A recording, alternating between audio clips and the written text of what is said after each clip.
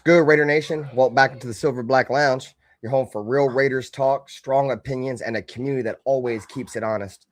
I'm your host, Raider Ben, and joining me tonight are my co-hosts, Dirty Raider Nate, or Dirty Raider from the Natural Boy Raider podcast, and my boy Nutty Raider Nate from the Loaded Box Entertainment.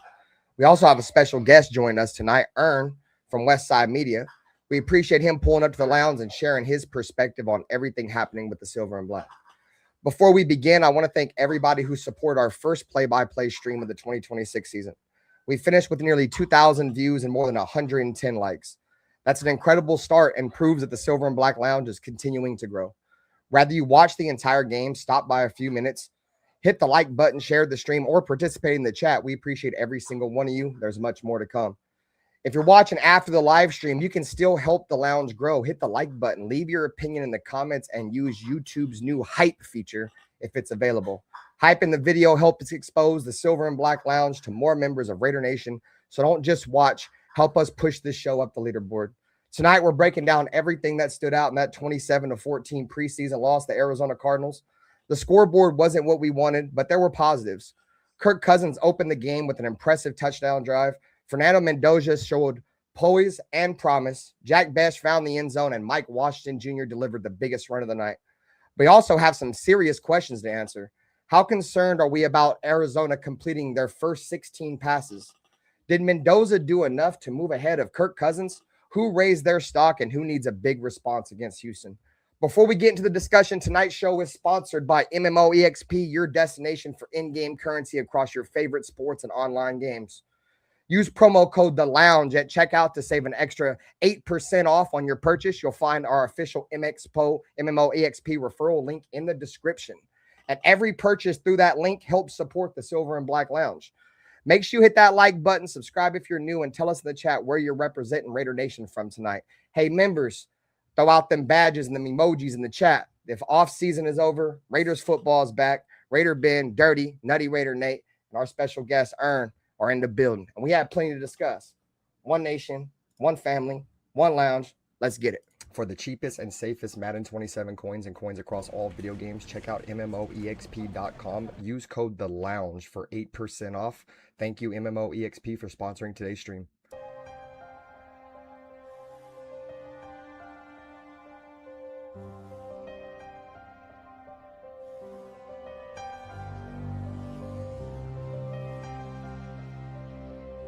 They didn't have to say much. This is the Raiders, you know.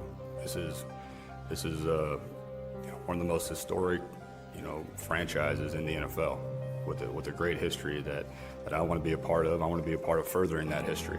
You know, when you say commitment to excellence, okay, and you look at the walls around here, you look at the players on this wall, and there's a history. There's a history of Hall of Fame players here. There's a history of Super Bowls, and that's. And with all this situation and all this shit I went through, the biggest thing that I took from it is I don't give a what everybody has to say. Truly, I really don't give a. Play clock down to 1. Williams batted up in the air, and it is picked. Crosby. He has been a beast. We do believe that this is a game psychologically of intimidation and of fear. I don't mean cowardly fear, but fear. Well, the Chargers and all those teams. No, to be honest, I don't like any of them. I hate all teams. The other team's quarterback must go down, and he must go down hard. Well, the Chargers. What I call the vertical game. We were going to stretch the field vertically. When we came out of the huddle, we weren't looking for first downs. We didn't want to move the chains. We wanted touchdowns. We wanted the big play, the quick strike. It's number one to say you want to do that. It's number two to say that you have the players to do it, but it's number three to do it. Hard. Try not to make mistakes, but don't worry about mistakes because there's only one thing that counts. Just win. Your commitment to excellence and your will to win will endure forever. You will not get it.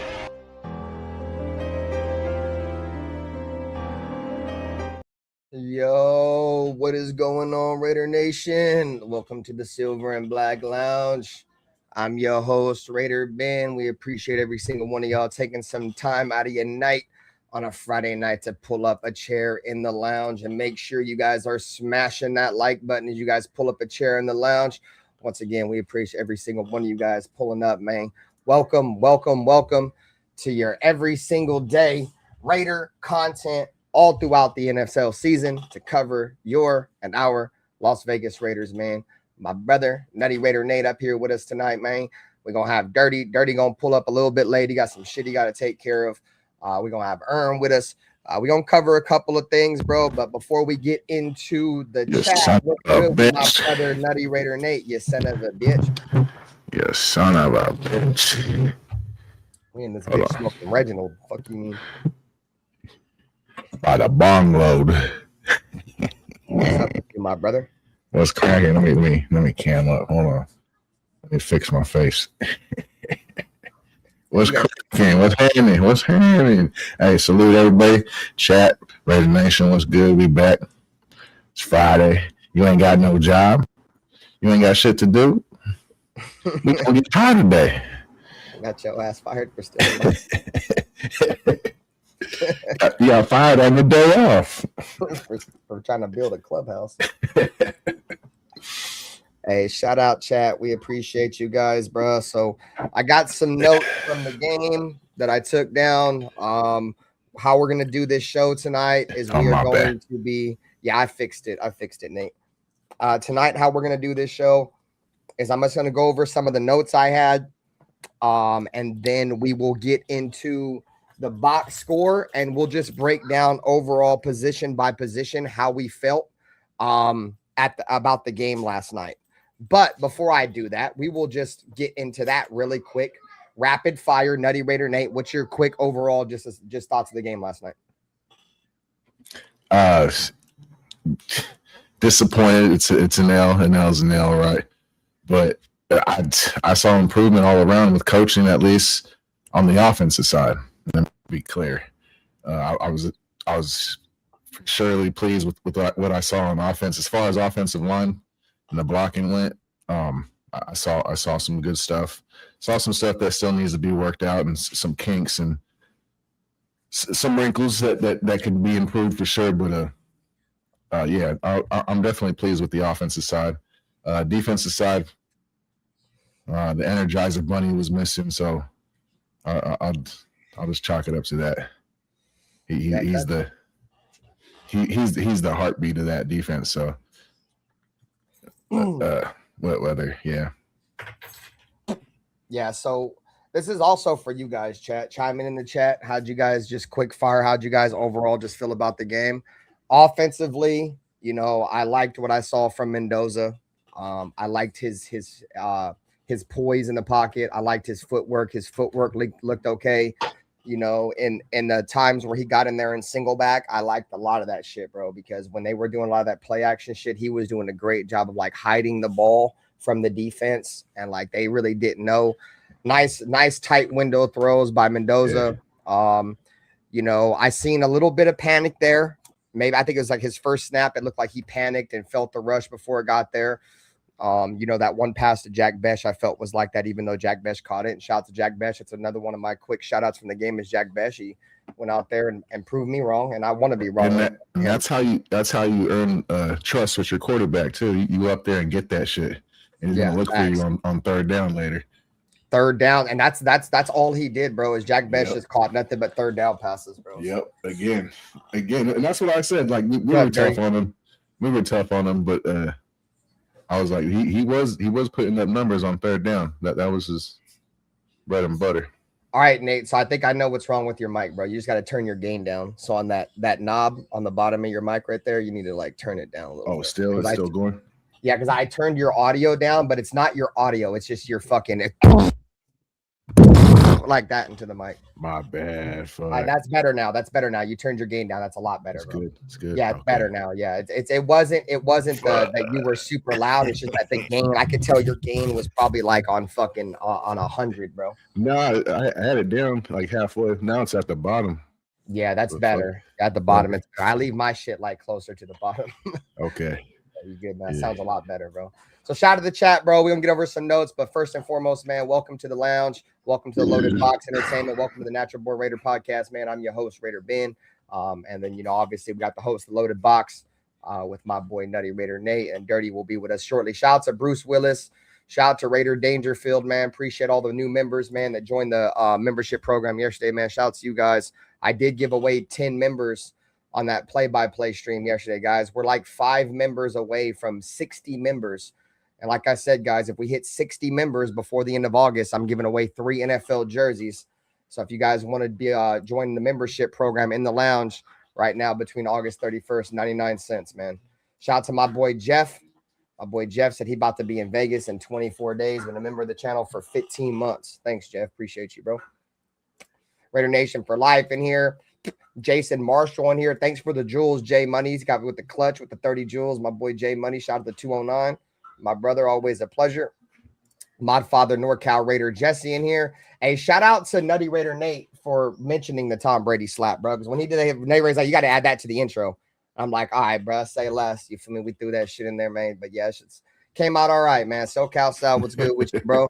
I'm not an editor, bro. I do live streams. I don't do videos. You feel me? Like, but I think the intro overall came out pretty decent, bro, for somebody who really doesn't do no fucking editing or nothing. But shout out to you guys, bro. Like I said, you guys, the reason why we come on this bitch every single Friday, bro. It's because of you guys, man. So we appreciate it. We just got another jewel come in, man. Shout out to whoever just gifted them jewels. My camera's in front of it right now, bro. So somebody just gifted 100 jewels. I think that was Rulus. What up with you, Rulus, bro? Saludos. What up with you, Charles? My brother Charles, dog, in the building. Always a pleasure. Raider Nation for life said, Nate, I'm at work right now. God damn it, you son of a bitch. You loud as PS. I took care of it, bro. We good now. Sounds a lot better, bro. It's just that gain slider is a motherfucker. What up with you, Kev? Saludos. I put the microwave. I twist that shit when I set it up and shit. Yeah, most likely. That's it. Yeah, that's on full blast.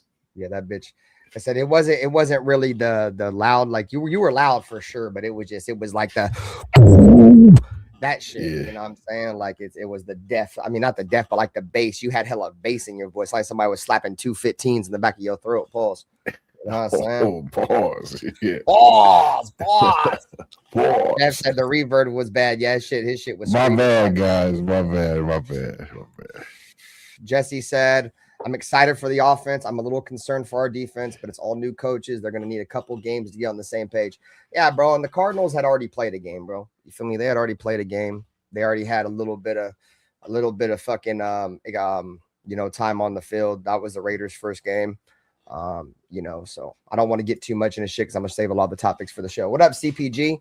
He said, sup, Benther. Mendoza looked pretty good, man. A couple of those throws had me like, damn, that kid's got something to him. Yeah, bro, that play action pass that he threw to Malik Benson and in between 4 defenders, bro, in a tight window, dog, was a crazy throw, bro, especially from a kid that never really played under center. You feel me? And he went play action. He hid the ball and just threw a fucking missile. It's a great throw. What up, Raider Knight? Saludos, bro. Thanks for coming by the stream.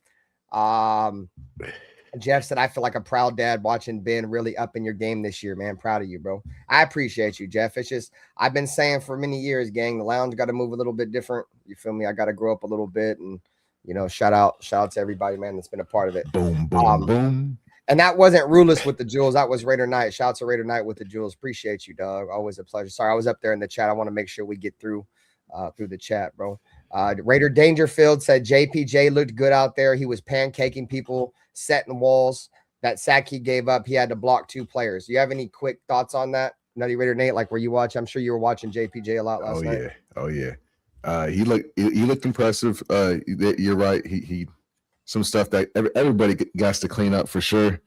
But you like his aggressiveness, and you saw him and Linderbaum double teaming some tackle, and they threw him out the club, and the blocking was a lot better. Coaching, I credit to coaching for sure, because this did not look this good last year for sure. You could tell it was alarming right away. Like this don't look right. What's going on? But this is yeah. Shout out to J Money with the 10 joys with the gold 10 jewels, the gold coin. Appreciate you, dog. And I mean, it might not be win. My bad, man. It might you're not good, be. It might not be wins right away, and that's okay because it's going to be. We're building up to that, and we're building the foundation, and we're going to have to get some more pieces here next year. And I'm not totally throwing this year away, but it's going to take a few games for sure. And one thing that I will mention about JPJ, like you said, bro, we all like him for his effort and shit. He just got intangibles, dude. You know, he's got the intangibles, what you want to see as a guard. And, you know, JPJ's gotten very, very, you know, limited playing time over the last couple of years, rather, you know, been, you know, the doghouse from, you know, the last two coaching staffs, or when he has gotten on the field, he's had to play, you know, the opposite guard position that he plays, or he has to play out of position, which, you know, we all knew he was a center coming out of college.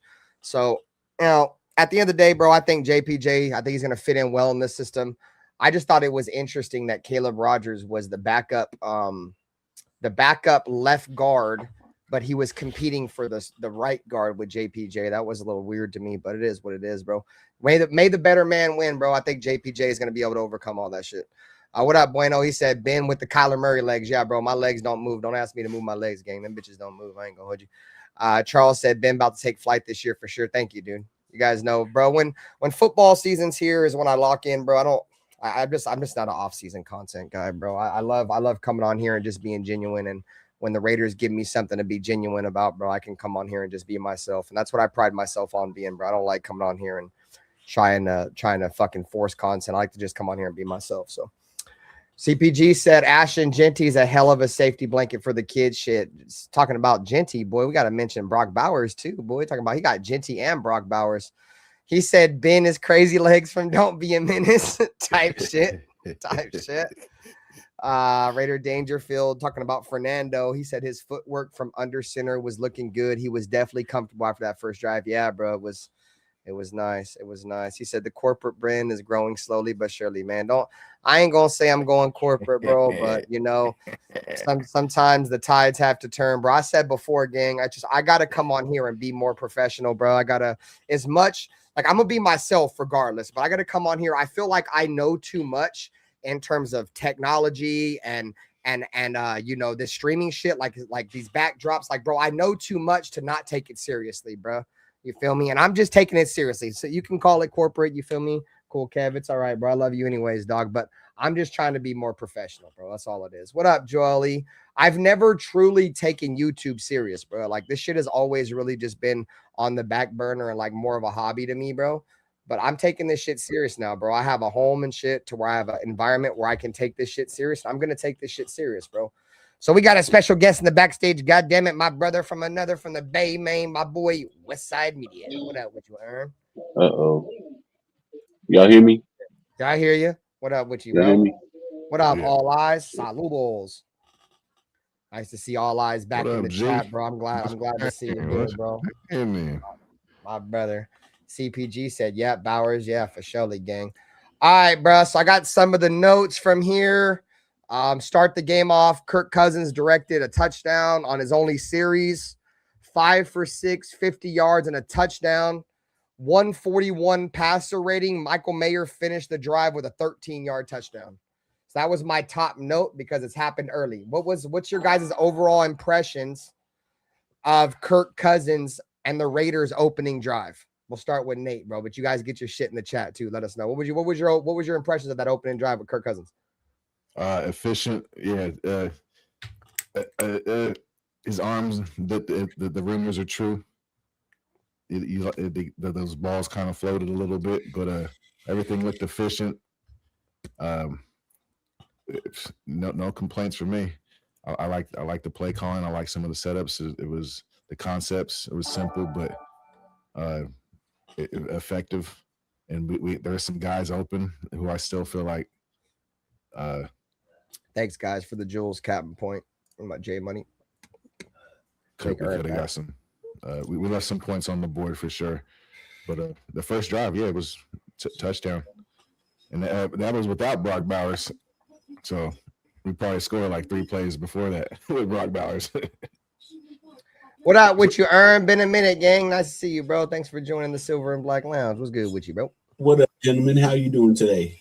What's Gucci? Yeah, chilling, bro. Just glad that Raider football is back, type shit. I mean, I guess. I guess. What up, Apocalypse, bro? If that's what you want to call it, you know what I'm saying? Anyways, outside of that, how you been, Ern? It's been a minute. How you feeling, bro? I mean, everything been good. Kind of been waiting for Raider football season to come back. And I wanted to go into this season and just crack jokes and make this like, the roast central of this team because I'm just so fed up with them. But I'm not even going to lie, bro. Mendoza looked halfway decent yesterday. I wanted to come in and just talk about how bad he looked, but he didn't look bad. I mean, for a rookie, he looked really good. For a number one pick, now you're talking about something different. Fact, Zay. And that was without the first string offensive line. So he was mainly with the backups. The second, they did pretty well themselves.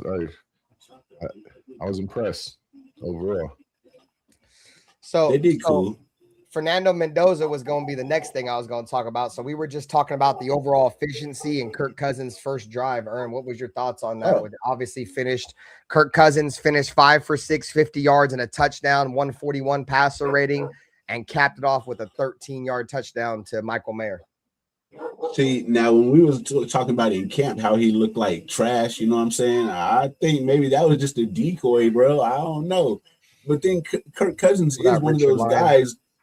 Kirk Cousins is one of those guys who looks very average. But then when he gets into a game situation, and that's why he's been in the league for 16 years now? Yeah, bro. I mean, he went out there and showed what Kubiak was talking about. And what I mean by that is he's the starter for now. Obviously they expect Fernando to push him, and that's going to be my next note. And we're going to get right into Fernando. Fernando Mendoza, 10 for 16, 97 yards and a touchdown, a 100.3 quarterback rating. After a shaky first possession, Fernando Mendoza completed 4 out of 5 passes on his next drive and threw a 6-yard touchdown to Jack Besh. Coach Kubiak praised his calmness, command, and pocket movement in that drive. Let's see what the chat was saying, bro. Chat had some little insights on the show as you want to get into the chat. Mayer lined up at tight end and Bowers in the slot. Hey, Jason Marshall, I've been saying that, bro. I said I feel like that's one of the best things for the Raiders, bro. And a lot of Raider fans was like, nah, bro, nah.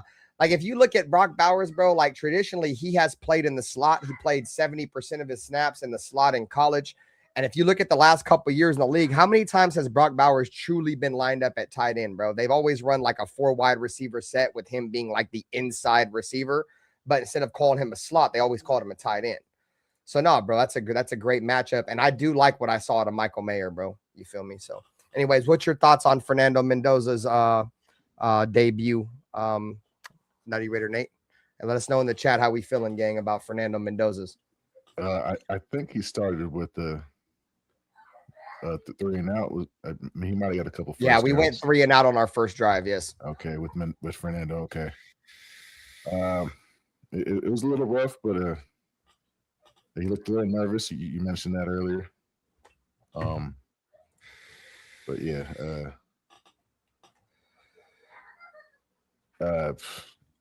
he looked good to me. He looked solid. I was looking for stuff like under the center type stuff and how his footwork was going to be with the live bullets flying, And he looked pretty efficient for the most part. So. Yeah, and then he's got the zip on the ball, so what up, Brandon? I was impressed. I was impressed. We didn't get the win, and then I like him at the end of the game too. He said he felt like it was his fault, and he let the fans down. And we had Derek Carr for a long time, but I was gonna say the same shit, dog. I felt like that shit isn't really sincere anymore. That shit was just played out, and we're tired of hearing it. But with Fernando, it's like, okay, bro, it's okay, bro. So it's okay because it's Fernando, huh? I don't know if it's that. It's just that he's a young kid, and we're not. It's that. I give him a pass. He said it's. So see what we got in the chat. What up, my opinion? What's up, bro? You have any other takes on Fernando Mendoza's opening drive or the time he was out there? Ern? My bad, bro. So at first I thought, okay, so on his first passing play, that was the one to the right where he had to throw it away, right? He panicked. He panicked on his first throw, bro. Right. So that's when I was like, yep, same old Raiders shit. Me too, bro. I was like, here we go. But no, he pulled it off. At one point, I think he was like 5 for 11. So I was like, ooh, that's not the greatest. But his end numbers didn't seem too bad. Yeah, then he hit 5 straight passes. Yeah, then he hit 5 in a row, including a touchdown to Jack Besh. So Jack Besh, man, I mean, I don't know if you want me to talk about Jack Besh. We're talking about Mendoza right now, but yeah, Jack Besh. We was getting. I kind of just want to stay with the quarterbacks right now, but no, Jack Besh will get his. He'll get his grace here in a minute for surely. Okay. Yeah. So my overall grade for Fernando Mendoza, I've heard people saying A- and all this stuff. I'm gonna go with somewhere in between a B+ and a B, leaning more towards B+. I'm just very hesitant to give him an A. The reason being is because his draft position, like in all the hype, everybody pumped this guy up to be the next Joe Montana. So now when you're not Joe Montana, then you're not an A+ to me. So I can't give him an A grade, but I'll give him a B+, a solid B+. Yeah, I mean, if we're giving grades out, I'd probably give him like a B+ or A-. I was very surprised. I won't say surprised, but maybe that's a bad word, but kind of surprised how good he looked under center, bro. And how fluid his hips and his feet were, dude, when he was throwing the football. Like he looked like a guy that had played under center before. Those play actions were fucking nice, bro. And Nate, I'm gonna show a clip right now. Shout out to Brian Baldinger from Baldy's Breakdowns on Instagram. I'm gonna show y'all a clip, bro. And even Chase Daniels said the same thing, bro. And this is what I love to see from young quarterbacks, bro, when it comes to like being under center and single back or any quarterback, bro, is when you hide the ball from the defense, bro. When he was doing play action, he was like hiding that shit, dude. So the defense didn't know really who had the fucking ball. And it's crazy that just little things like that can make you so much better, bro. So let's throw this shit over to Brian Baldinger. I'm sorry to discount what you just said, Ben, but that's expected when you're an NFL quarterback is to be able to hide the ball and play action. But not a lot of quarterbacks do that though, Ern. They get comfortable and I'm gonna show you an example. But how many quarterbacks like truly try to hide it? Like he was truly trying to hide that shit, bro. Maybe because these other quarterbacks are complacent, so they don't hide it as much. But I don't know, bro. It's really his first time really doing this, so that's what and that's another point I'm trying to make. It's like the first time he's really ever done it. It looked good. It looked like an NFL level play action, hide the ball type shit. Yeah, it did. I'll give you that. Shout out to Homer. He said his footwork and intelligence is very noticeable right now, bro.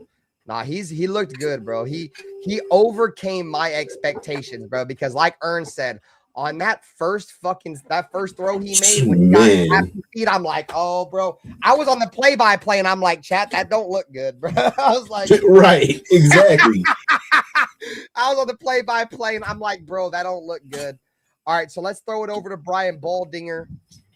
He's gonna break it down a little bit. He's literally on the play that I was just talking about right now. That underneath coverage right there, and you hit Malik Benson for 19 yards. And then the opening touchdown. I want to rewind it, but I can't, so I'll have to rewatch it. Jack Besh, low and away. You watched it. Maybe I can just reset the page. Let's just do that. All right. Bitch, how's this shit work? Bro, I hate Instagram on my computer, dude. I can never figure it out, bro. I know how to work Instagram on my phone, but on my computer, bro, I swear I'm a fucking oxymoron. All right, here we go. Was it from last night? His first completion on 3rd and 8. Hitch and throw. Hit Jack Besh for 9 yards and a first down. Play action pass. Right here, bro. Look at this. This is the play I was talking about, bro. Look how he tries to hide this, bro. And like I said, this is something he don't do. He don't play under center. He's never really run offset eye formation, pro style type offense. Look at his footwork. Look how he handles this, bro. At Cal or at Indiana. But watch the level of detail right here. Watch him hide the ball. Like right there. Leaving Arizona right here, just guessing who has it. All right. Then you step up, hitch, and throw. Man, beat that underneath coverage right there, and you hit Malik Benson for 19 yards. And then the opening touchdown right here. Jack Besh, low and away. You watch the throw, though. Bro, that fucking window, dog. Bro, playing quarterback in the NFL at a high level is a lot about anticipation, bro. You feel me? And one of the biggest things about Fernando coming out of college is he's great at anticipating what the defense is going to do and how he's going to be able to diagnose that very quickly and expose your defense. And he did that, bro, in his first ever outing, bro. Like, obviously, the first drive didn't go that good. The offensive line, they're going to get their own segment because we might be backing up the fucking trash truck on the fucking offensive line. I ain't going to lie, because they've had like 7 offensive line penalties or some shit. But anyways, he plays with great anticipation, bro. And this play shows it, dog. The throw is exactly where it needs to be. It's so decisive. I mean, this is the red zone. Everything is compact. There's the throw. There's the touchdown. And then the reaction is just real. Trey Zoom, right? The rookie right tackle right there at A&M. Beautiful. Then you get this. He's looking left. Doesn't like it. Comes back over the middle and hits Tariq Young on a cross. And that's what a lot of people, including myself, are also looking forward to, is how does he go through his progressions, bro? He went from number 1 to number 2 to number 3, bro. That's the thing that stood out to me the most about Fernando Mendoza is them progressions, bro. He goes through that shit like one of them sprinklers, like one of them old school park sprinklers. Type shit, bro. Bro, I love that, bro. He showed so much, bro. And I hate to say it, you feel me? But I don't really hate to say it. That's a bad word. I got to get better with words, guys. I love to say it, bro, that, Brian Baldinger, bro, he don't really show too many people on his shit unless he, they actually showed some nice NFL talent shit, bro. And I think a lot of us can agree with how, outside that first drive, I mean, he looked fucking efficient, bro. And keep in mind, chat, shout out to 30 people, man. You guys hit the like button, whether you're watching the Loaded Box or on the Natural Born Raiders podcast or here in the Silver and Black Lounge. Subscribe to all channels. Go shout out to my boy Westside Media, the homie Ern up here with us tonight. But I think a lot of us can agree on that. I think he looked, the offense under Fernando Mendoza looked good. And like I said, I was going to get at is that the Cardinals ran their starters like the entire first half. Like, we pulled out our starting offensive line once Kirk Cousins came off the field. So Fernando was out there playing with backup linemen. He was playing with all of his backup receivers. Shout out to Malik Benson. Outside of him getting upended on a kick return, I thought he looked good. But the point I'm trying to make is Fernando Mendoza was out there playing against the starting Arizona Cardinals defense, against a backup, and we had a backup offense. So let's just continue. Awesome. There's a couple things I want to get over with Fernando. There's another one where Chase Daniels breaks down the throw that he made in quadruple coverage. It's just a great throw, guys. We've seen a little bit of what can be with Fernando, bro. And the snap, the way the ball just snaps off his hands. Like it's almost like there's no effort, bro. It just snaps. So when he just throws it, it's like a whip. You guys ever? That's what it looks like when he throws that bitch, bro. And it's impressive, man. I don't know, Ben. I don't know if I agree on that one, because my criticism of Fernando Mendoza last night was when we first seen Derek Carr. When Derek Carr came out his first preseason game, when he threw the ball, it looked like a lightning bolt come off his hand. And I didn't feel the same way about Fernando Mendoza's passes last night. No, I mean,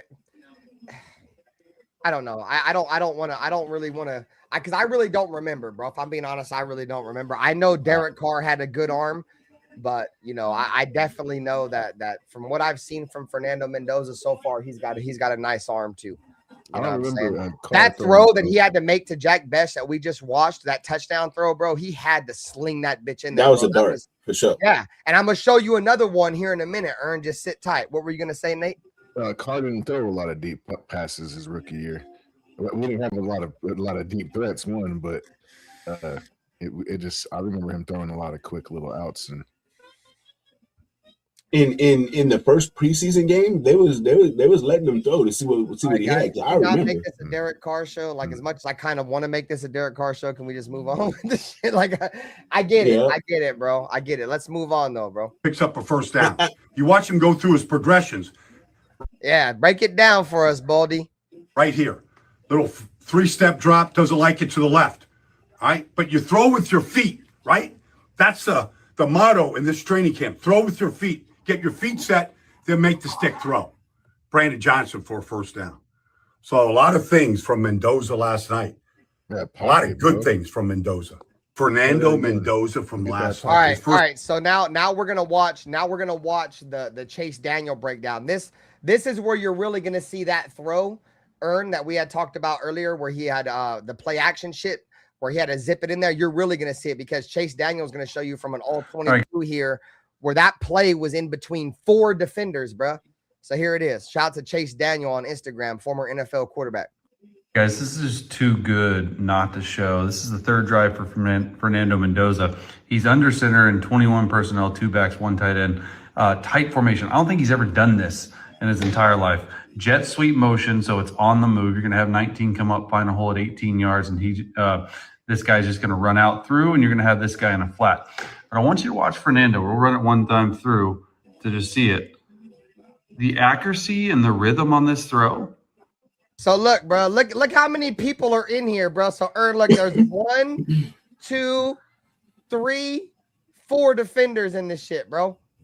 Is really, really good. Like they're rotating. And also, let's continue to. This is single back. This is something that he's never done. He's never done, bro. So he's in single back.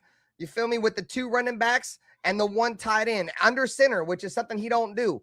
And he's about to throw between 4 fucking defenders, bro. With he's gonna hide the ball. Ain't nobody gonna know what the fuck he's gonna do, and he's about to zip this bitch in there. Safeties, you think it's 1 high, going back to 2 high.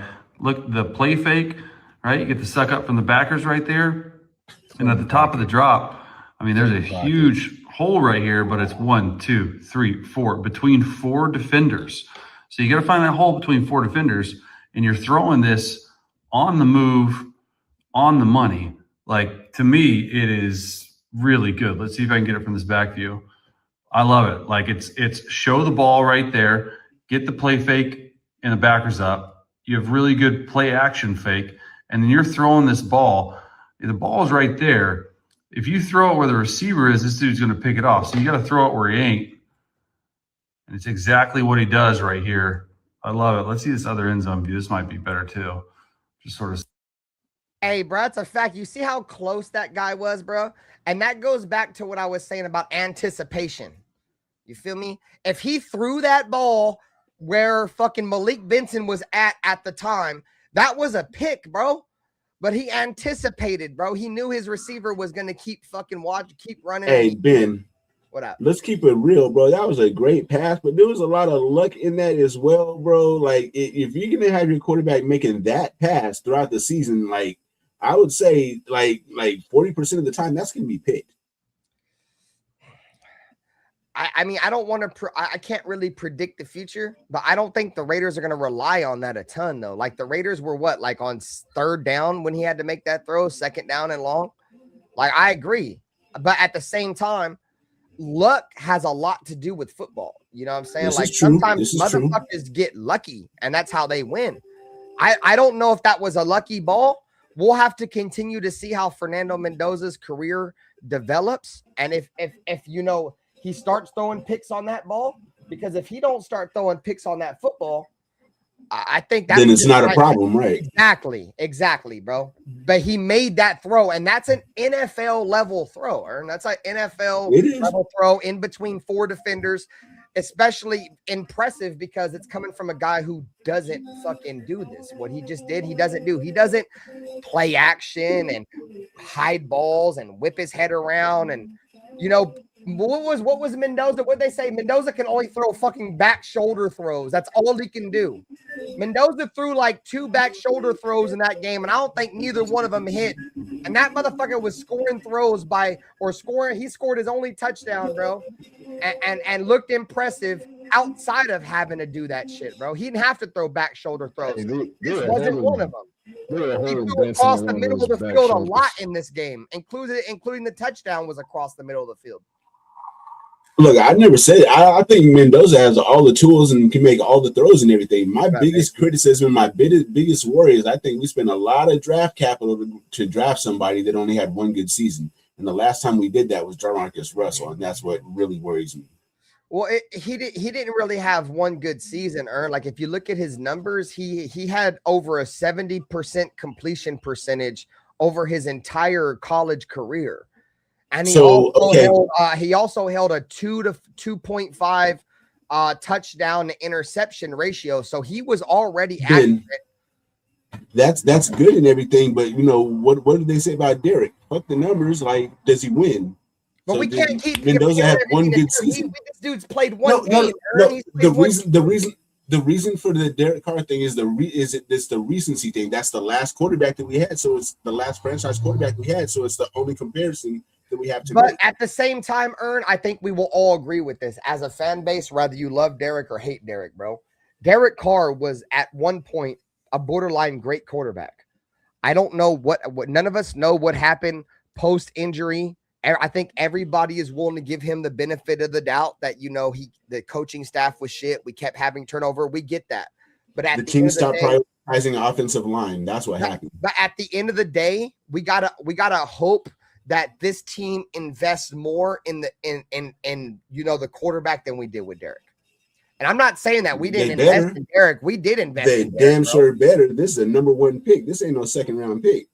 I mean, I'm not saying we didn't invest in Derek, bro, because we invested heavily in Derek, bro. I mean, when he came into the league, we got him the most expensive offensive line. You know, at one point, we got him his best friend in Devontae Adams. Like we did. But the thing is, we got him. We put Derek Carr in a lot of good positions, but we just let him down defensively. So I'm just going to say the thing with Derek is like you invest in the offense, right? But then you leave the defense neglected, or you invest in the defense and leave the offense neglected. So it's always one or the other. There was never fair, like equal investment. You know what I'm saying? All right, so let's just finish with this so we can continue into the show, man. So yeah. Seeing this as we go, yeah, Chase Daniel really good footage. So good play. Shout out to Chase Daniel, bro. Look at that, bro. Am I glazing or fanboying from saying that is a very, very impressive play action fake from under center from a guy that has never done that before? Like, look at that, dude. Like, outside of the running back, Mike Washington, giving it away that he's about to go block somebody, you wouldn't know who has the ball right now from a linebacker or a secondary standpoint. Am I wrong? Like, Mike Washington's giving it away, but, you know, obviously, you feel me, as a running back, when you kind of fake it, right? Like, you're going to run with the ball. Mike Washington gives it away and looks like he's going for a block. But outside that, bro, if Mike Washington sells that fake, yeah, you see it, Nate. Yeah. Tell him, Nate. Yeah. You feel me? You go in there and you sell that shit, they ain't gonna know where the ball's going. So Mike Washington gives it away a little bit, but outside of that, bro, that's impressive. That's impressive because, like I said, we can sit here and be like, hey, gang, like that's to be expected, Ern, and I get it. Like, yes, it is. But from a guy that's just never done it before, this is like the first game where he's ever gone out with live bullets flying at him. For him to do it like that's very impressive. That's all I'm saying. This is the first time he's ever played under center? Yeah, I think he's only played like fucking like less than 10 snaps under center in his whole career, bro. He's never played under center, bro. And we spent a number 1 pick on somebody that's never played under center. That's been the main argument drafting him number 1 overall. Yes. Oh, wow. Yes. I didn't want to do it. A lot of people. Me neither. I didn't want to originally neither, bro. But at some point I realized the Raiders were gonna do it no matter what, so I just fucking caved in. So, anyways, that's the point I'm getting, Ern. So, Ern, you didn't know that? So, yes, bro, he's never really done this before, bro. That's what makes it more impressive to me, bro, is he's never done this and he's learning, bro. And look at that, bro. Look at this dude right. Hold up, I don't got the screen on, bro. My bad, guys. Look at this dude right here. So here's fucking. Let's put this joint on the big screen. Let me see. All right. I wish I can fucking find a way to make it bigger. But anyways, look, bro. So. You got Fernando. Look at this dude's about to pick that shit, dog. I don't know, bro. It's impressive to me, gang. I don't know. And then the throw, I mean, it looks like it's going to be picked off. Facts. The throw is unbelievable. So good. All right, guys, this is just too good not. So there it is, man. There it is. Fernando Mendoza, a couple little standouts before we move on. Why don't y'all just put a ring on it? Damn, I mean, shit. Type shit. I done already put a ring on it, goddamn it, because I know the Raiders are all in on this kid. You feel me? So I've already put a ring on that shit. So Aiden O'Connell.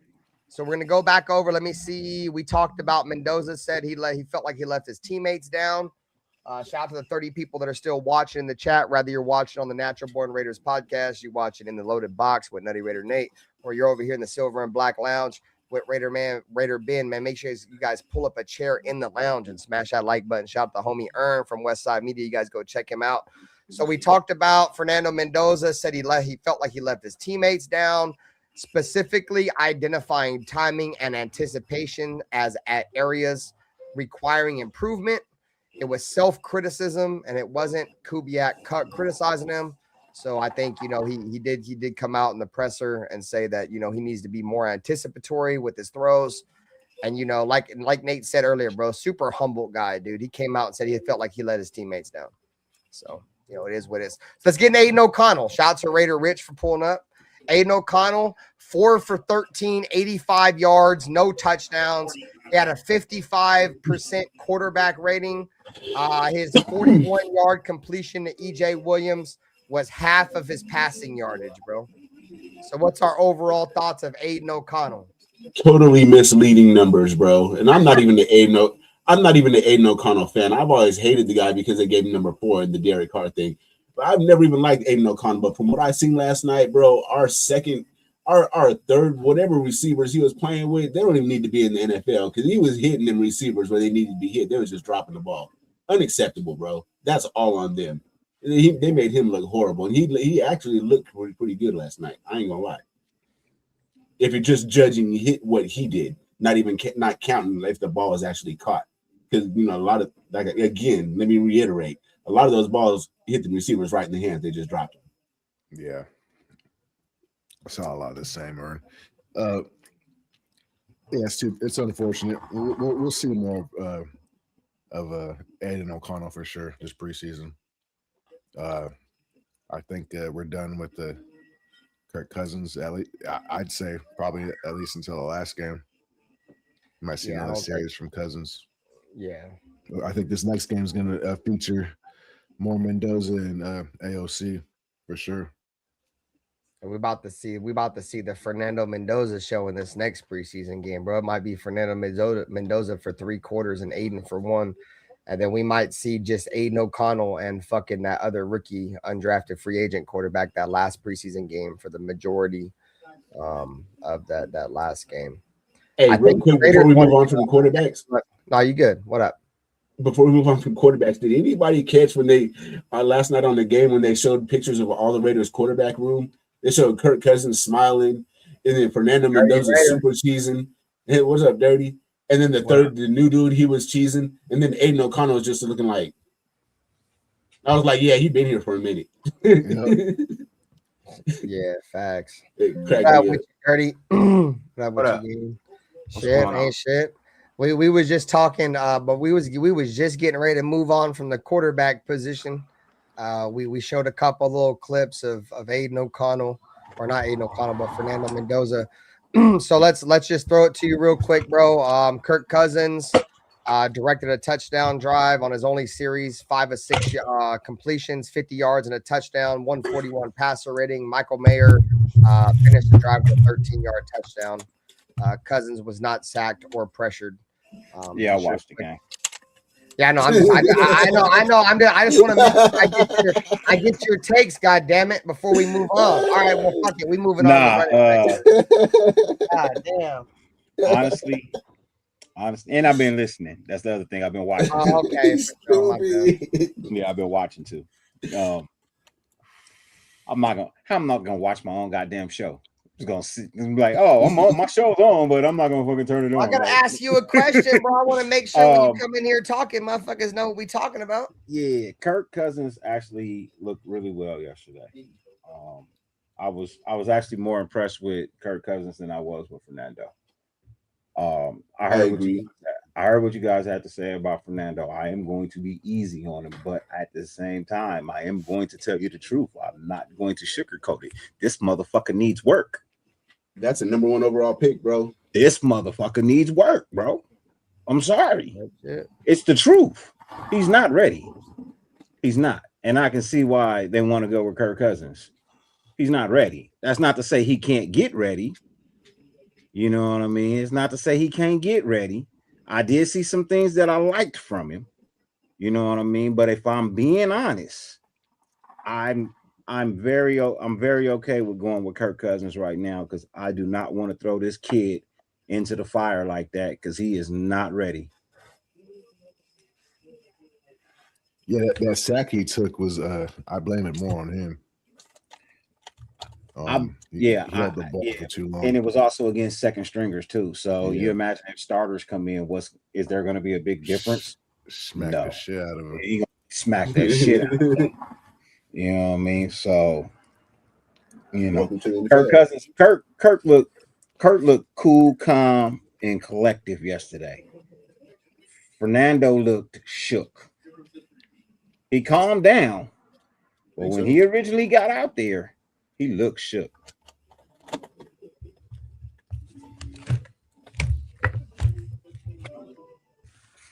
First play he took, it looked like he ain't even sure if he wanted the ball or not.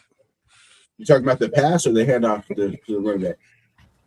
The pass. Okay, the one where he threw to the right side and threw it away. His first couple of passes was terrible. Shout out to Bex for saving that motherfucker because boy, he was getting. Are we really saying Besh is saving anybody? Besh can't save shit, bro. Hey, Besh saved Mendoza, bro. Because if Besh didn't catch that touchdown, nigga, we'd be frying Mendoza. Let me tell you now. Cousins too, then. Let me tell you now, Jack Besh is the key to this offense this year. No, he's not. Don't say that. Bet. No, Let me tell you why. He's so key in the run blocking game, and if his hands are as good as advertised, and he actually comes around, then that takes a lot of pressure off of Brock Bowers. So a lot of it comes down to if Jack Besh can do his thing or not.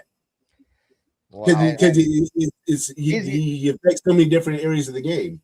Not only that is Brock's going to demand a lot of attention, bro. So it's going to give players like Jack Besh and Jalen Naylor and Trey Tucker plenty of opportunities, bro. And we know, regardless of how you feel about Trey Tucker, which we'll get in the wide receiver soon. We're doing this shit position by position. Outside of Trey Tucker, we don't really know if any of these other wide receivers are going to be able to get it done. I'm not saying Trey Tucker's the best receiver, but we know he can play, right? It's still to be determined if Jack Besh is going to be an NFL receiver, but in that game last night, he looked good. It's still to be determined how, Jalen Naylor is going to look with us. Like, of course we like him and we have a lot of us have, somewhat decent expectations for Jalen Naylor. Some people have said he might be the Raiders' #1 receiver by the end of the year, but we have to see it. The point I'm trying to make is, bro, there's a lot of unproven in that wide receiver room. When your second and third string is worse than the second and third string of the worst team in the NFL, there's a problem. I don't give a shit what y'all say. When you can't beat the worst team in the NFL in the preseason, there's something wrong with your team. Bro, we're the worst team in the NFL. What are you talking about, bro? No, we're not. The Rams are completely different because they got that offensive coordinator. I mean, the Cardinals are different. My boy Raider Rich, bro. At Raider Rich 89 donated $4.99 through Super Chat. I think what stood out to me in that game was our offensive line. We have a very dangerous 1-2 punch with G&D and Washington. Shout out to my man's Raider Rich with the Super Chat, and we're going to get into the running backs here shortly.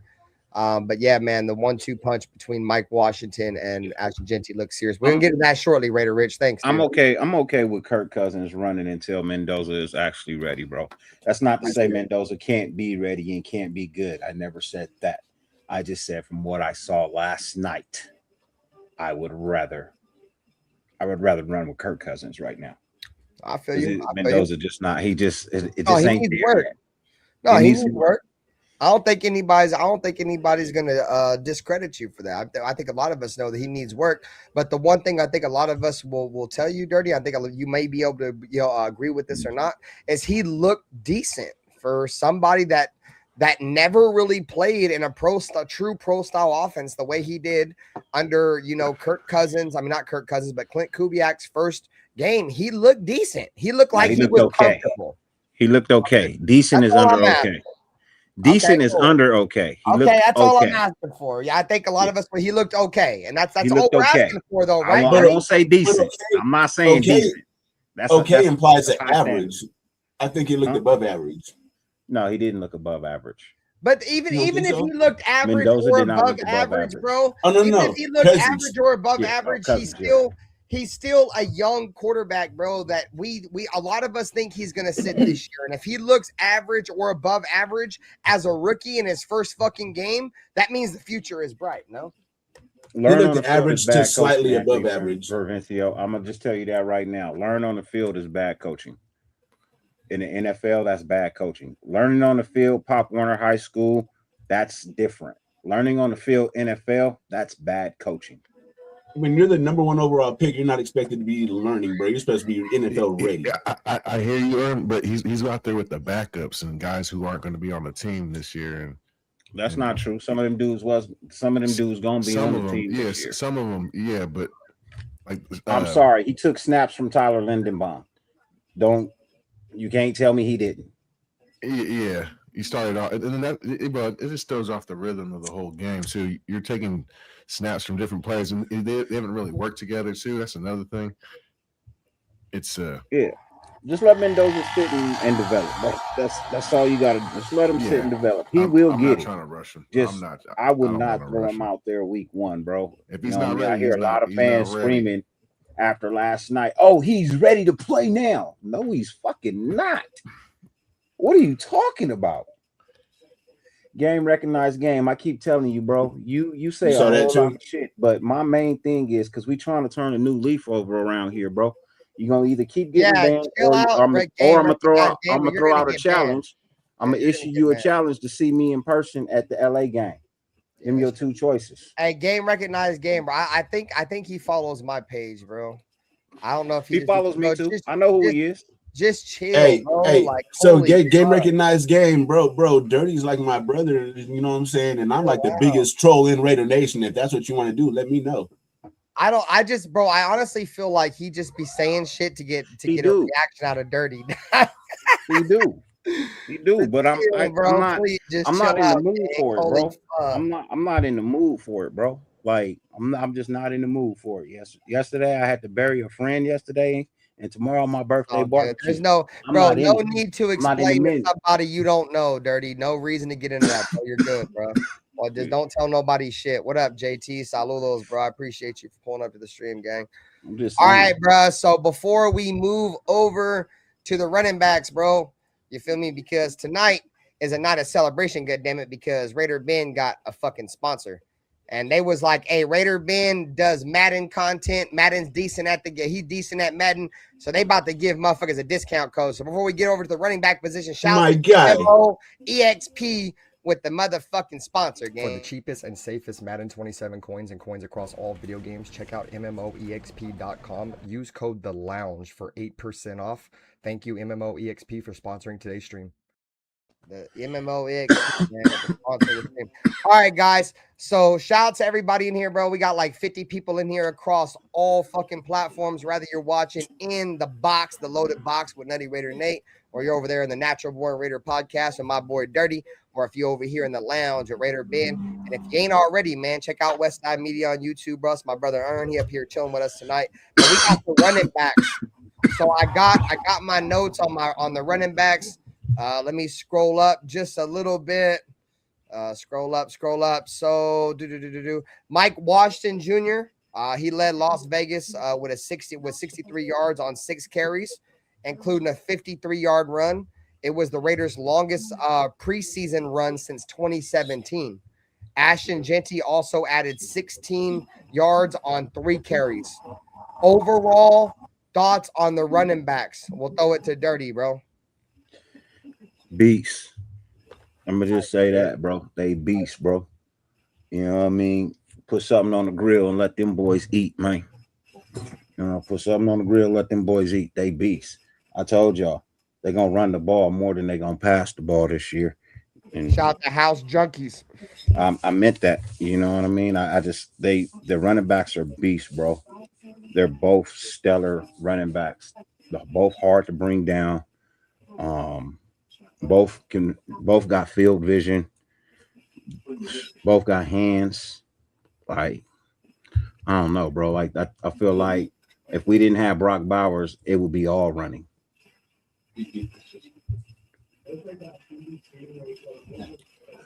We throw the ball 17% of the time on the whole season. We just run from there.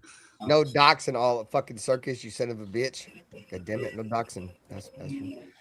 No, and you're right, Dirty. Like there really is not very many options on this offense if we're just looking at, productivity from the room, rather it be, the wide receivers. Like, yeah, Trey Tucker's done his thing a little bit. You feel me? But like I said earlier, the rest is unproven. Like Jack Besh kind of, you feel me? Underachieved his rookie year. Excuse me. Jalen Naylor hasn't really shown nothing yet. You feel me? As a Raider, at least. So, yes, I think the running back room is our go-to room, bro. And you know what's crazy, Dirty? Is like in chat and panel and everybody, bro. There's nothing like having a great tight end when you have a very productive and established running back room. Because what that's going to do, bro, is as soon as them corners, or not them, I keep saying all the wrong positions. I'm drunk. Sorry, chat. Bear with me for just a second. As soon as the linebackers jump down on that play action fake, bro, the biggest routes that are open are them streak routes down the seam of the defense, bro. And Brock Bowers is gonna be the dude that is gonna kill on seam. Right, as soon as they jump down and they try to bite on a play action, Brock Bowers is gonna destroy people, bro. You feel me? And if he don't, based off what I seen last night, a lot of 12 personnel, Michael Mayer is probably gonna have the biggest year of his career. So, with all that being said, bro, what was your thoughts on the running back room, Ern, last night? Man, so you guys remember when we had Josh Jacobs, how Josh Jacobs was like thunder and lightning all captured into one? We was like, man, that's wonderful. We got a great running back, right? Remember we had Josh Jacobs? Now, you want to do member berries? I remember you. No. Now imagine having two Josh Jacobs, right? Now that's what we have, bro, because we have thunder and lightning. But the thing is, both of these guys are thunder and both of these guys are lightning. We haven't had a 1-2 punch like this since Tyrone Wheatley and Charlie Gardner. They were slightly different, but still a great 1-2 punch. The thing that stood out the most to me about last night's running back room was Mike Washington is an excellent pass blocker, which is like great to see from a rookie in his first game. Like he was making all the right reads as far as the chip blocks, the double teams. He making whatever that was. Pause. That was my phone. My bad. That was my phone. Oh, okay. That's your ringtone, bro. Huh? You couldn't pick a different ringtone. No, bro? So no, that wasn't my ringtone. What happened was.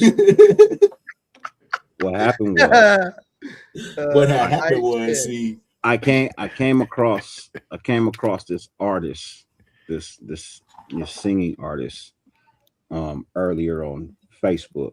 Oh, it's research. Yeah. I seen her music.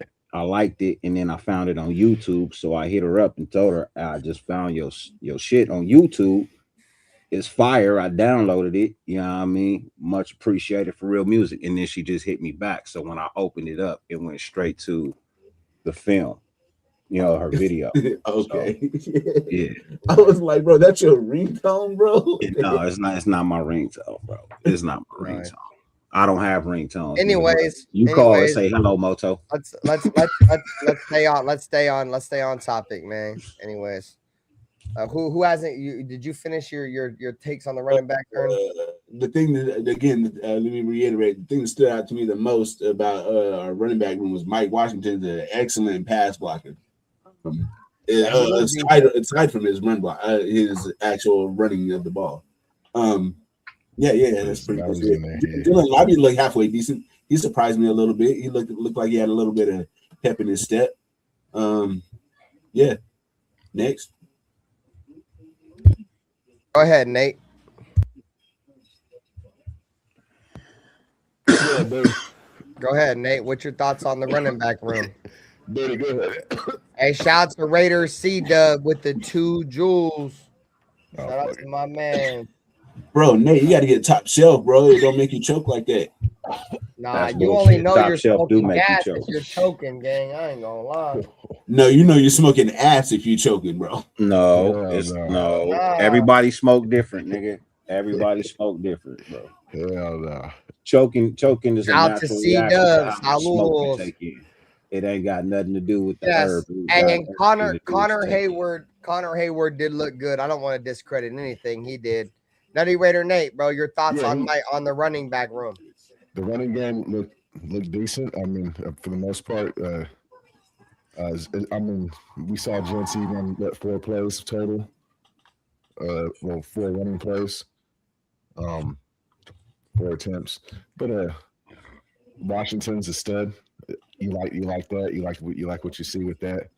I kind of said I felt like Washington. Was that a Kirk Cousins reference? You like that? You like the that? way you kiss me when we're playing the kissing Hey, game. fuck you, Anthony Provincial. Hey, fuck you, Anthony Provincial. You can suck a dick. You've been saying Fernando Mendoza's a bust since we drafted. Look, You go suck I'm a not. dick. Hey, Ben, Don't jump on the bandwagon now, you son of a bitch. Back and forth with Anthony Provincial on that shit. All offseason, Hey, you people my talking bro, trash about you my Mendoza. bro. Been talking so much shit about Mendoza all offseason. I'm not going back and forth with you tonight on some bullshit after one fucking game. Now all of a sudden you a fan? All of a sudden you a fan now? And Anthony, you know I like him, bro. He a fan. Bro, you over here Kendrick Lamar, nigga. You 6'16" in Compton, nigga. You 6'16". 6'16" 6'16" in Las Vegas. No, 6'16" in Moreno Valley, nigga. I know where you at. Anyways, dirty. No, good shit from the rookie. I thought he fit better in the system. He's more of that outside runner that hit that hole and he's out and is gonna break arm tackles. You like that shit for sure, bro? They were ripping the shit off his arms trying to tackle him, dude. The turf. The turf too monster. Big. He's too quick and fast. He's gonna outrun you. So you got to be strong enough to take him down. There's a lot going on when you're trying to tackle Washington. Well, take it easy, Richard Lyon. I do like the Cam Hayward addition. It's Connor Hayward. Yeah, my bad. What I call him Connor. I was like, we got Cam Hayward, bro. Yeah. It's Connor. You're right. Nah, he did. He's the one who opened up that hole there. Yeah. He had some key blocks. He's no John Ritchie. That's what I was saying. But he got to his spot and did his thing. I like the fullback. Shout out to the fullback. Shout out to Alfredo too in the chat. Saludos, my brother. Love you, dog. You know Alfredo? Alfredo in the building. All right, Alfredo. Go ahead, Dirty. What's your thoughts on the running backs? You started with me, nigga. Oh, sorry. I be drunk. So everybody gave their takes. Yeah, we started. All right, cool. All right, let's throw this shit over to the clip of Mike Washington. God damn it! It says, "Imagine wearing down Ashton Genty, and then the Raiders trot out this 6'2" running back who runs 4.3."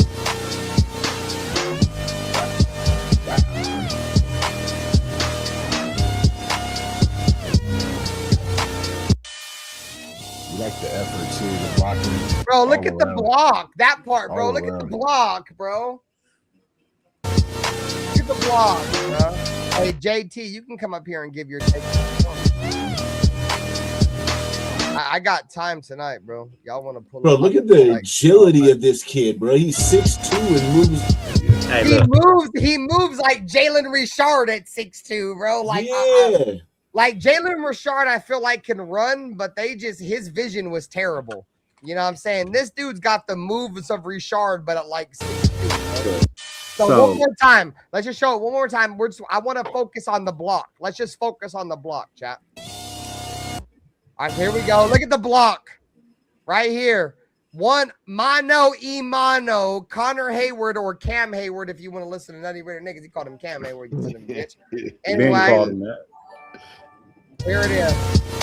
Cut back. Look at the jump cut. The jump cut, bro. Stiff arm.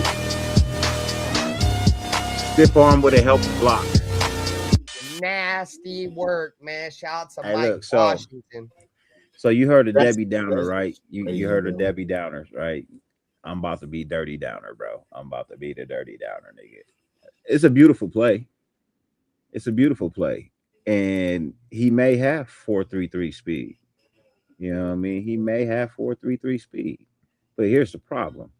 That speed don't last very long. He shouldn't have got hawked. He should not have got caught. You gotta turn it up. I know. I see what you're saying, Dirty. He just got that quick burst, but he doesn't sustain it. It's not sustained. You know what I mean? So, and I get it. He did a lot in that play. He got chased from an angle too. What up, Jacobo? I get it, but do you know the shortest distance between 2 points is a straight line, right? Straight line. Well, and an angle is not shorter than a straight line. An angle is not shorter than a straight line. An angle is a straight line, depending on how they take the angle. Yes, that's a straight line. Yeah, but it's not. That's what makes taking the angle so effective, because it's a straight line. Yeah, his top, he had breakaway speed, but he doesn't have long distance speed.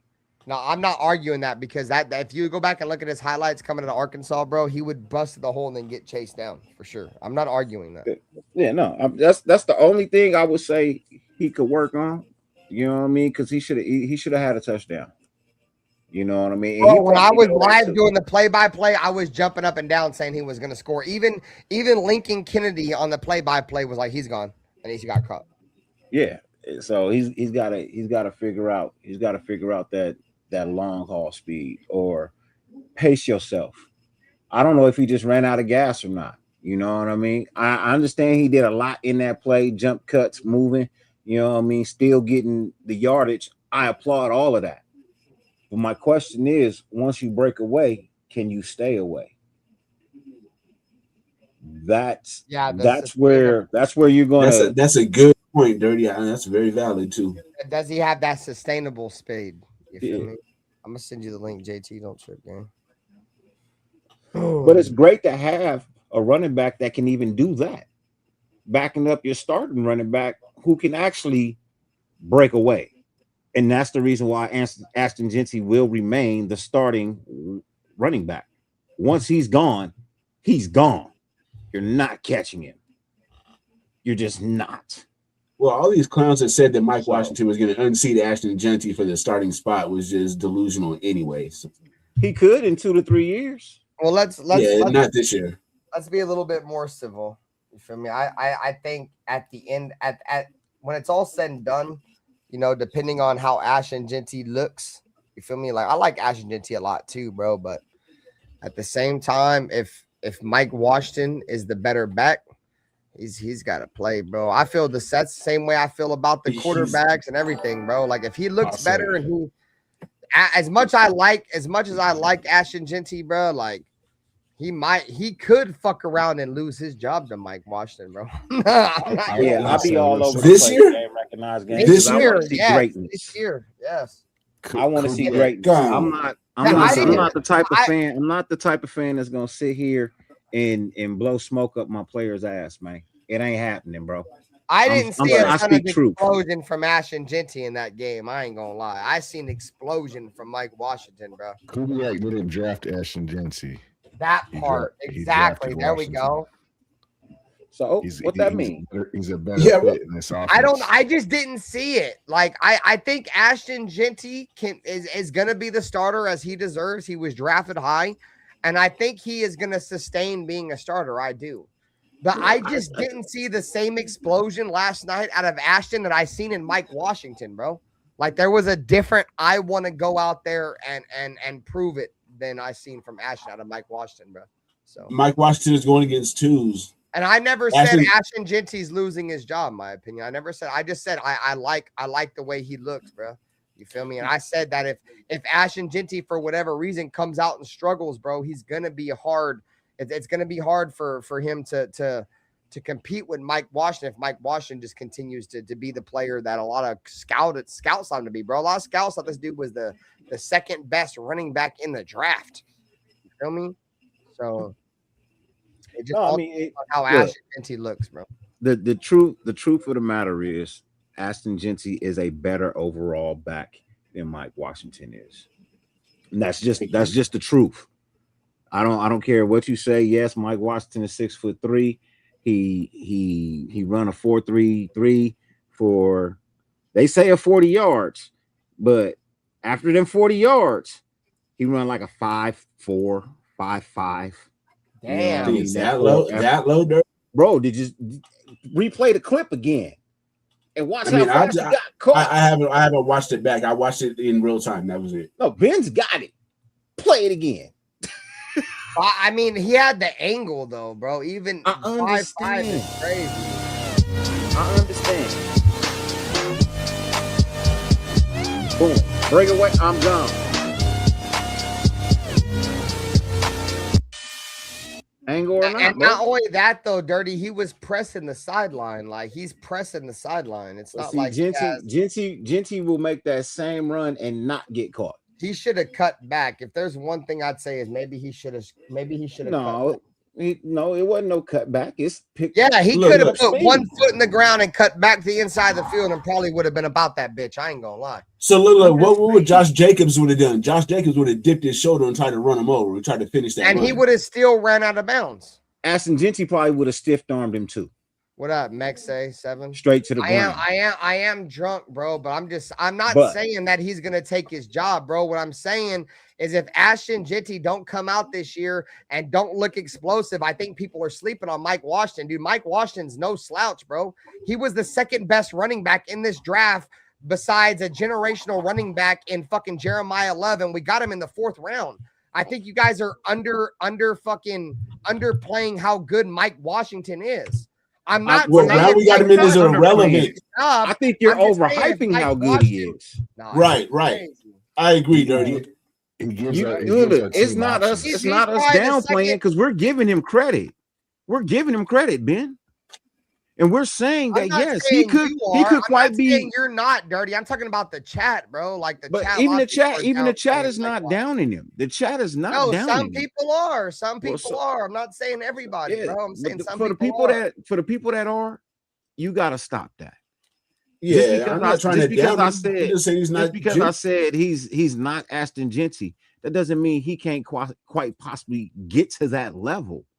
He's not that right now. He's still good. He's a great backup to have. We can see that. He's excellent talent, great weight, everything, right? I'm not gonna lie. Can read everything. All we need him to work on at this point in time now is his long-term speed, bro. Top end. Getting out the box is great. But once you out the box, bro, you can't get caught.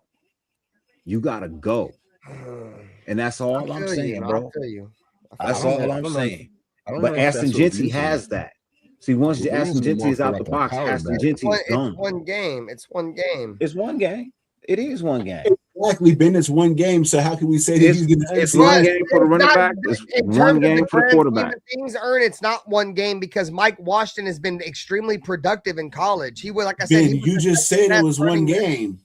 No, yes, what he did for the Raiders is one game. Yes. That's let me bring the guest up real quick. What I'm trying to say is he's got an extremely productive history coming out of college. He's not no slouch. What up, AR? And we got JT in the backstage. I'm gonna get him up right now. But the point I'm trying to make is, bro, he was a second best running back behind what a lot of people said, a generational running back in Jeremiah Love. He was number 2. So the point I'm trying to make is he's a good back. And whoever shows the more explosiveness is probably going to get the more reps. That's all I'm saying, Raider Nation for life. Just taper your expectations, bro. He gonna be nice. I'm tapering my expectations on his touchdowns. I am. But at the same time, I also feel like if Ashton Genty gets them down there and he's a little gassed, then his touchdowns actually could be on the rise for Mike Washington.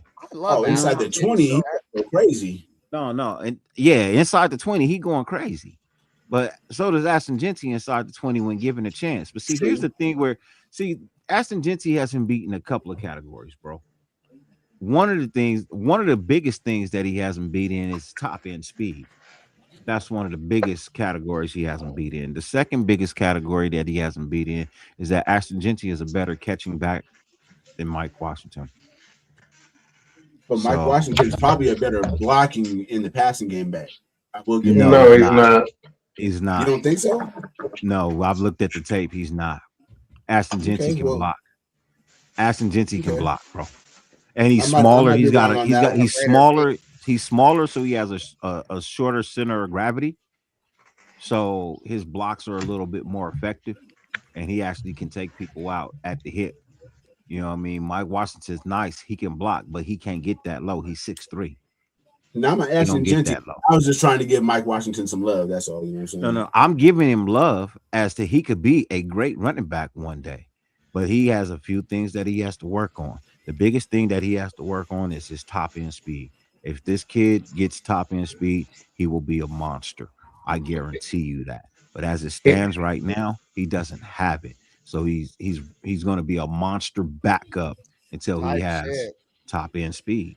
Do you think he have to lose some of that weight or some of that size? No, I don't think he has to lose any of the weight. I don't think he has to lose any of the size. I need to keep the weight in the size. I think what it is, if I'm being honest, I think he has to have some consistency.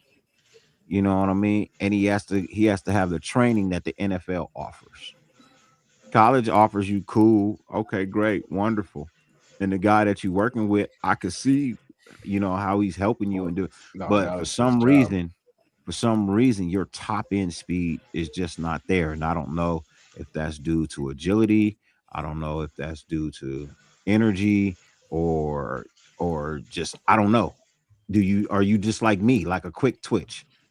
I'm fast because I got a quick twitch. You know what I mean? My muscles twitch quickly. You know what I mean? So that's what makes me fast. As I got older, even though I still got that quick twitch, I don't run as fast as I used to. Right? So I'm just wondering. It's not a long-term thing. You know what I mean? Once my muscles are going, they're going. But when I initially start, I have a quick twitch. So I come out the gate, I'm really fast, right? But then my top end speed ain't that great. I had to work on it. And I feel like that's what he got to do. He got to work on it. I feel you. Shout out to JT for pulling up, bro. Appreciate you pulling up, gang. You have any overall thoughts on what we've been talking about so far with the quarterbacks and the running backs? Before we move on, we got to talk about the wide receivers here next. I'll just stay on topic with this. I'm not trying to get into the quarterbacks because they really didn't show anything. Fucking dogs. It was just predictive. I expected that, especially against the Cardinals. Did I see some things I liked? Yes. Did I see some things I didn't like? Yeah. As for Mike Washington, can you turn your mic down a little bit? Is it better? Yeah. Yeah, I'm actually connected with a mic now, so the sound is better. But I know we have about the hype, but he really just gave us really one run. As for his speed, that is his top speed. Dirty, he's not going to get any faster. His skill set and why he didn't go number one as running backs is because he can't sustain speed. He gets to his top speed fast, but he doesn't sustain it. He just has a quick burst. But anyone can run him down. He ran a 4.3, but you could run a 40 as 4.3, but he really doesn't have 4.3 speed. He's more like 4.5 with pads on, 4.5, 4.6. Even if he didn't have the angle, that guy was going to run him down regardless because he was just a faster, So is Washington a decent backup? He's going to be a good backup, a change of pace, who has power, but he's not a better running back than Ashton Genty. He's far off from Ashton Genty as a number one. He's a decent backup. He's going to be great. He's going to be good. He has intangibles that we like because he's a big back, but he's not a number one. The That's all it is with that. I was like, I'm happy. I like what I saw, but we got to reel it back a little bit because, I mean, can he sustain this? I don't know, but I do like what I saw, what I see. If you play that hole again, he kind of almost ran himself into a tackle, but he broke the tackle. Because honestly, like the best part of that play, I like what I saw from what the guard and the tackle did by giving him like a huge hole to run where he can choose to go in or out. He could have just went outside and just been out from the gate, but he actually ran it inside, then bounced it back out and showed a little agility when he didn't have to. So his vision right there for me still needs a little bit of work, but his athleticism and just his God-given talent got him out of that. So, I mean, I like more what I saw from the old line on that play than I did from actually Washington, So I mean, there's a lot of positive on that play you could choose from, but just overall, it is what it is. The blocking was good, but I got a question. Now, and you don't nobody got to answer it. You could just think about it, and you know what I mean. If you think about it, you guys earlier said that Kubiak didn't draft Genty; he drafted Washington. Okay, cool. That's wonderful. I don't want to spend too much time on. I know. That's why I said just think about this question I'm gonna ask. Just think about the question I'm gonna ask. Just the question. Yeah, he did draft him, but do you think he drafted him as a replacement or because he felt like Ashton Genty needed some real backup?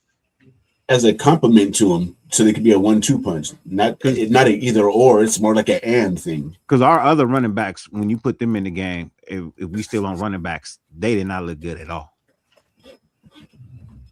So I thought Lobby looked okay. Bro, don't even bring up Dylan Labe. No, I am not impressed with the preseason hype.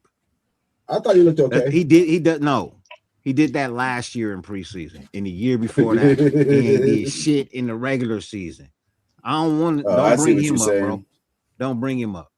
He's Mr. Because that ain't good to me. I don't trust. That's what you do every year. I don't trust. Show me when we get to the regular season. You make said the team. From Missouri. I'm from the Show Me State. You son of a bitch. And make the team, and then we can have a conversation. Hemby looked okay. He didn't look good. He looked okay. We got to stop. We got to put words where words actually belong. I know, you know what I mean. You might mean look. He didn't look terrible, but he didn't look good. He looked okay. I thought he looked slightly above average. Oh, I felt he looked okay. But you also got to factor in like he was playing the Cardinals. Like that, the competition matters for me.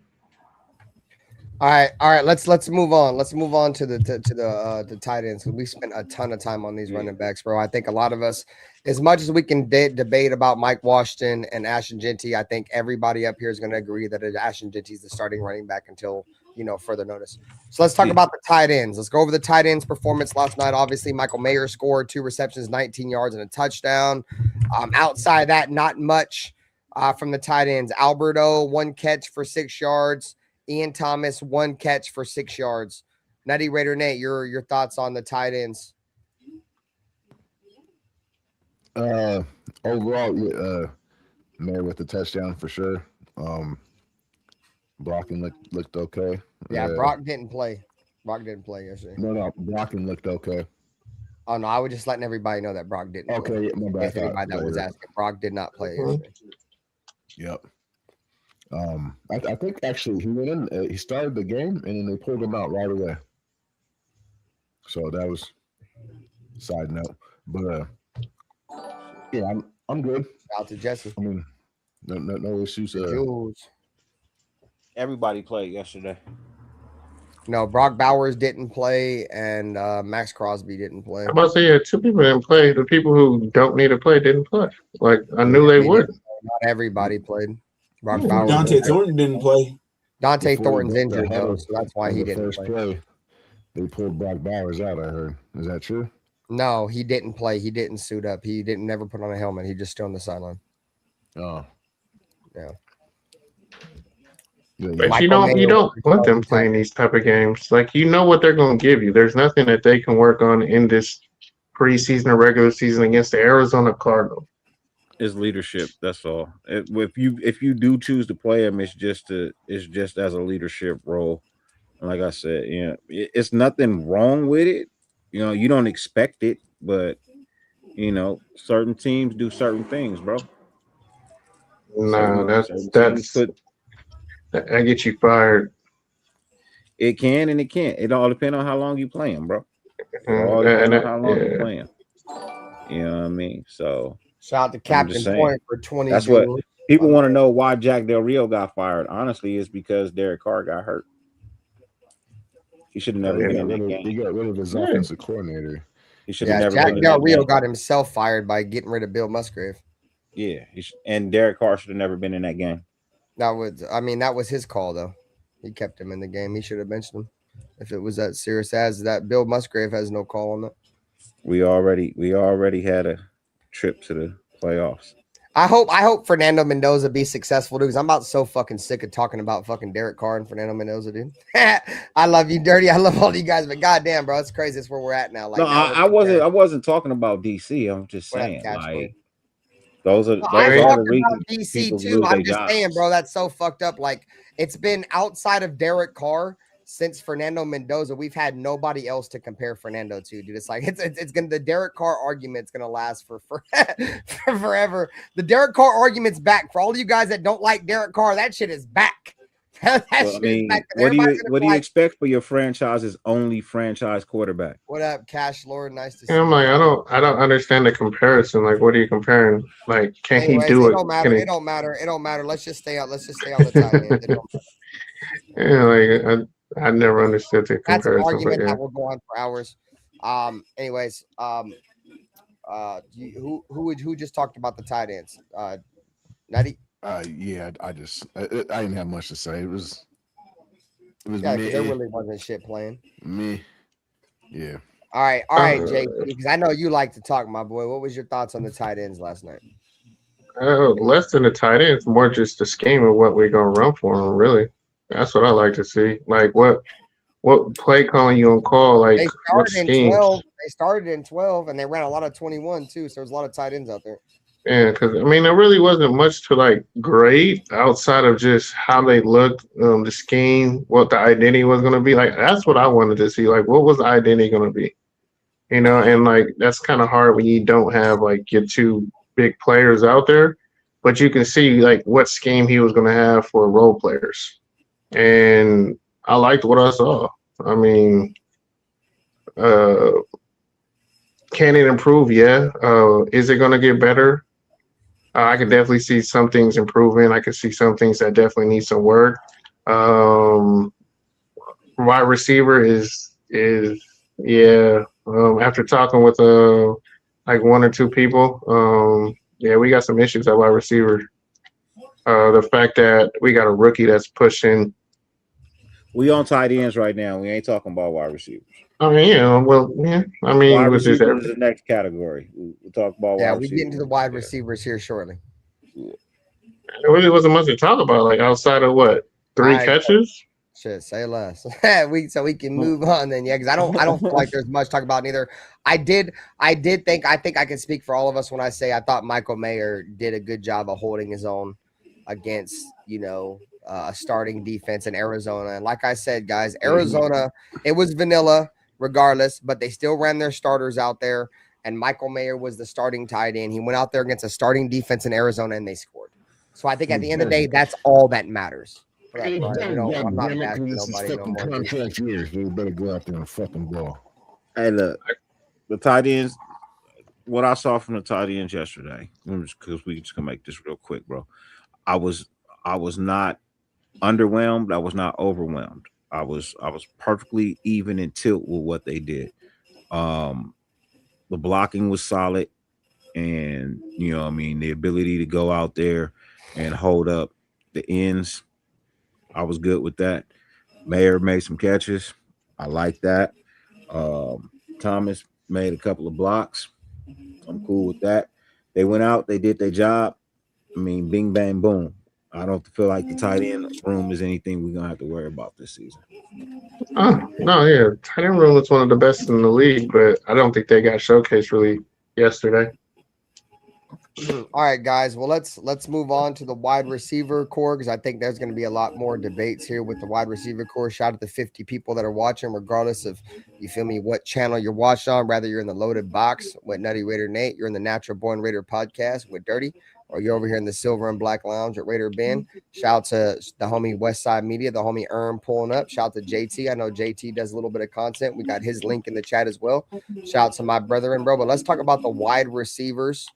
The only note I really had on the wide receiver here is that Jack Besh caught all 3 of his targets for 25 yards and a touchdown.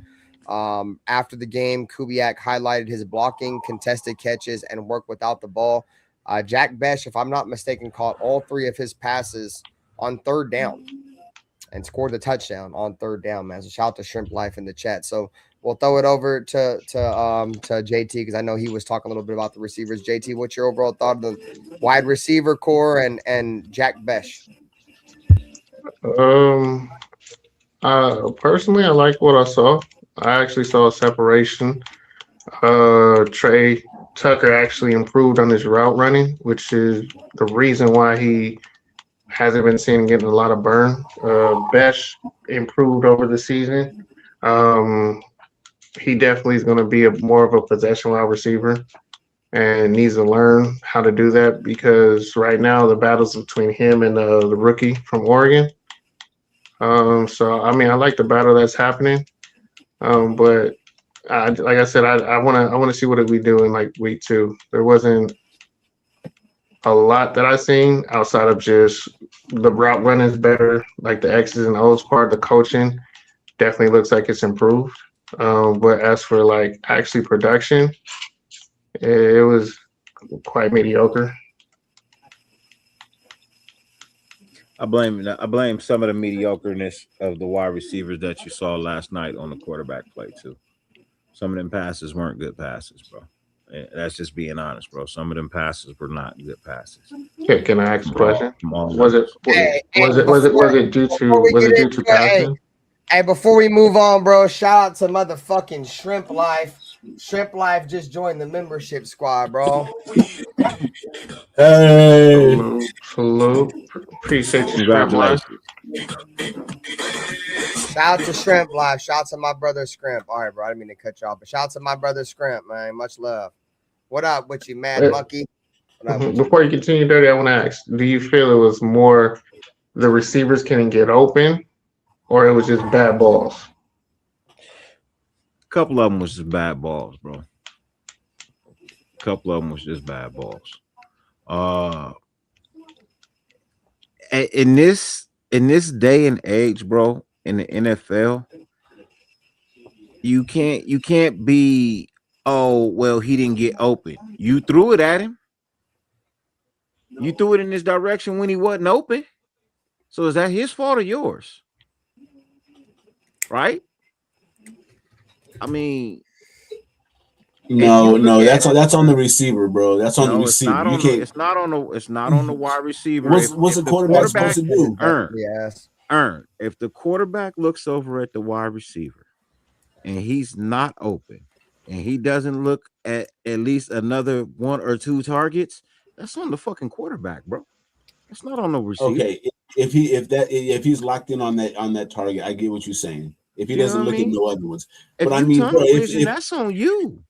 If all your receivers are covered, but you have to throw it somewhere, I mean, you got to throw it somewhere. Throw it away. I'd rather you throw the ball away than put it in play to be picked off. I mean, but a lot of times was that done yesterday? Okay, if Devontae Adams is covered, you still throw it that way because even if he's covered, he's not covered. You know what I'm saying? So it depends on the scenario. We don't have nobody nowhere near that skill level to throw a 50-50 ball right now. No, you're not. We don't have no 50-50 wide receiver right now. Yeah, not right now. Brock Bowers is the only 50-50 guy we got right now. And that's kind of, being honest. And that's even questionable to do that with him right now. Nah, that's not questionable. He hasn't earned, I understand proven. we want it to be. He has not earned that yet. He has earned that. It's proven, bro. He has 50-50 ball touchdowns, especially down in LA. Especially down in LA at the game we went to. I'm talking about you just throw it up to him. You just throw it. He's not open. He has those. In the end zone, I mean, yeah, you can throw it to the back corner and things. You're not doing that in the middle of the field. Shout out to Shads. Shout out to Bueno for resubbing over on Twitch. Shout out to Bueno subbing on Twitch. Saludos. We're live on Twitch as well, man. You say. Shout out to Shads. You say, but I say. I'm telling you, bro. He is the only 50-50 person we have on this team right now. That's no cap, bro. That is no cap. He is the only 50-50 ball we got on this team right now.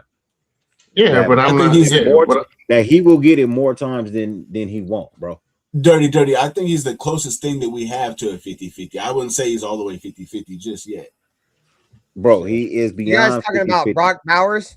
Yes, man. Oh, hell no. Y'all waited for me to go take a piss before y'all started talking about Brock Bowers. Bro, Brock Bowers catches everything. Shout out to Reese Rock, bro. Brock Bowers they got me over here arguing. What are you talking about? They got me arguing these guys over here. Bro, what are y'all talking about? Are we really over here arguing about Brock Bowers literally like dominating every opposition in front of him? Bro, Brock Bowers dominated Trent McDuffie from the fucking the Chiefs, an all-pro. He's been fucking going toe-to-toe and beating Patrick Surtain, all-pro from the Denver Broncos. He lines up in line, out line, in the slot. Boy, he is the most. Here we go again. And that's what I'm waiting to get to, Anthony. I'm waiting to get to the defense. If not the most dominant fucking player offensively in all of football. Here we go again. Come on, bro. Let's move on, man, because I want to get to the defense. Yeah, because Brock Bowers didn't. I want to get to the defense. Save that for another time. So before we move on, before we move on to defense, I didn't get my say on tight end. Yeah, y'all ain't gonna pass me up on wide receivers, but I've been waiting all night for wide receivers, bro. Jump in here. Look, Dante Thornton wasn't there. I mean, if your best ability is availability, he's not available, so he's not really in the conversation. Trey Tucker, I mean, it looks like Trey Tucker. It is what it is.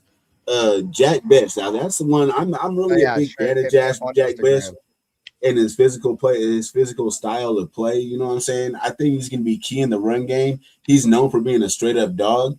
So you know what I mean? As far as running to his side, I think he'd be pretty good as far as him neutralizing at least his blocking assignment. And it looks like he's a great possession receiver. If he can get that separation, be able to become a more reliable target and take some of that pressure off of Brock Bowers, I think we'll be in great shape as far as the development of our quarterback. Him developing faster is going to help the development of our quarterback. Is what I'm trying to say. You know what we don't. You know what we got that we. You know what I mean, because we don't have the 50-50 ball. You know what we got instead? We got fast wide receivers. Some of these wide receivers don't need a 50-50 ball. The 50-50 ball is one of the ones they got to run under. Sometimes 50-50 ball ain't always the one you got to jump for in the end zone. Sometimes it's the one you got to run under, right? And we substitute our jump ball for our deep ball. And that's one of the things. That's one of the things that I did like about. Like I saw. Look, I'm only gonna judge my wide receiving core on the first two quarters. I'm not worried about what happened in the second half. The first two quarters, I wasn't down on what they did. Right. You know what I mean? I felt like the wide receiving core for at least the first two, you know what I mean? For the first two, you know what I mean? Starter and backups. I felt like they did okay. I liked it. You know what I mean? Especially the coming out, bro. The starting wide receivers, I'm cool with them. The reason why we didn't see a lot of them is because they came out, they moved the ball, they scored. They came out, they did their job, they scored. That's why the back end of our receiving core, bro. The bottom of our receiving core looks tragic, bro. But the bottom of our receiving core is not even really tragic because if you think about it, the bottom of our receiving core is what you really saw in the first half of the game. The second half of the game, wide receiving core,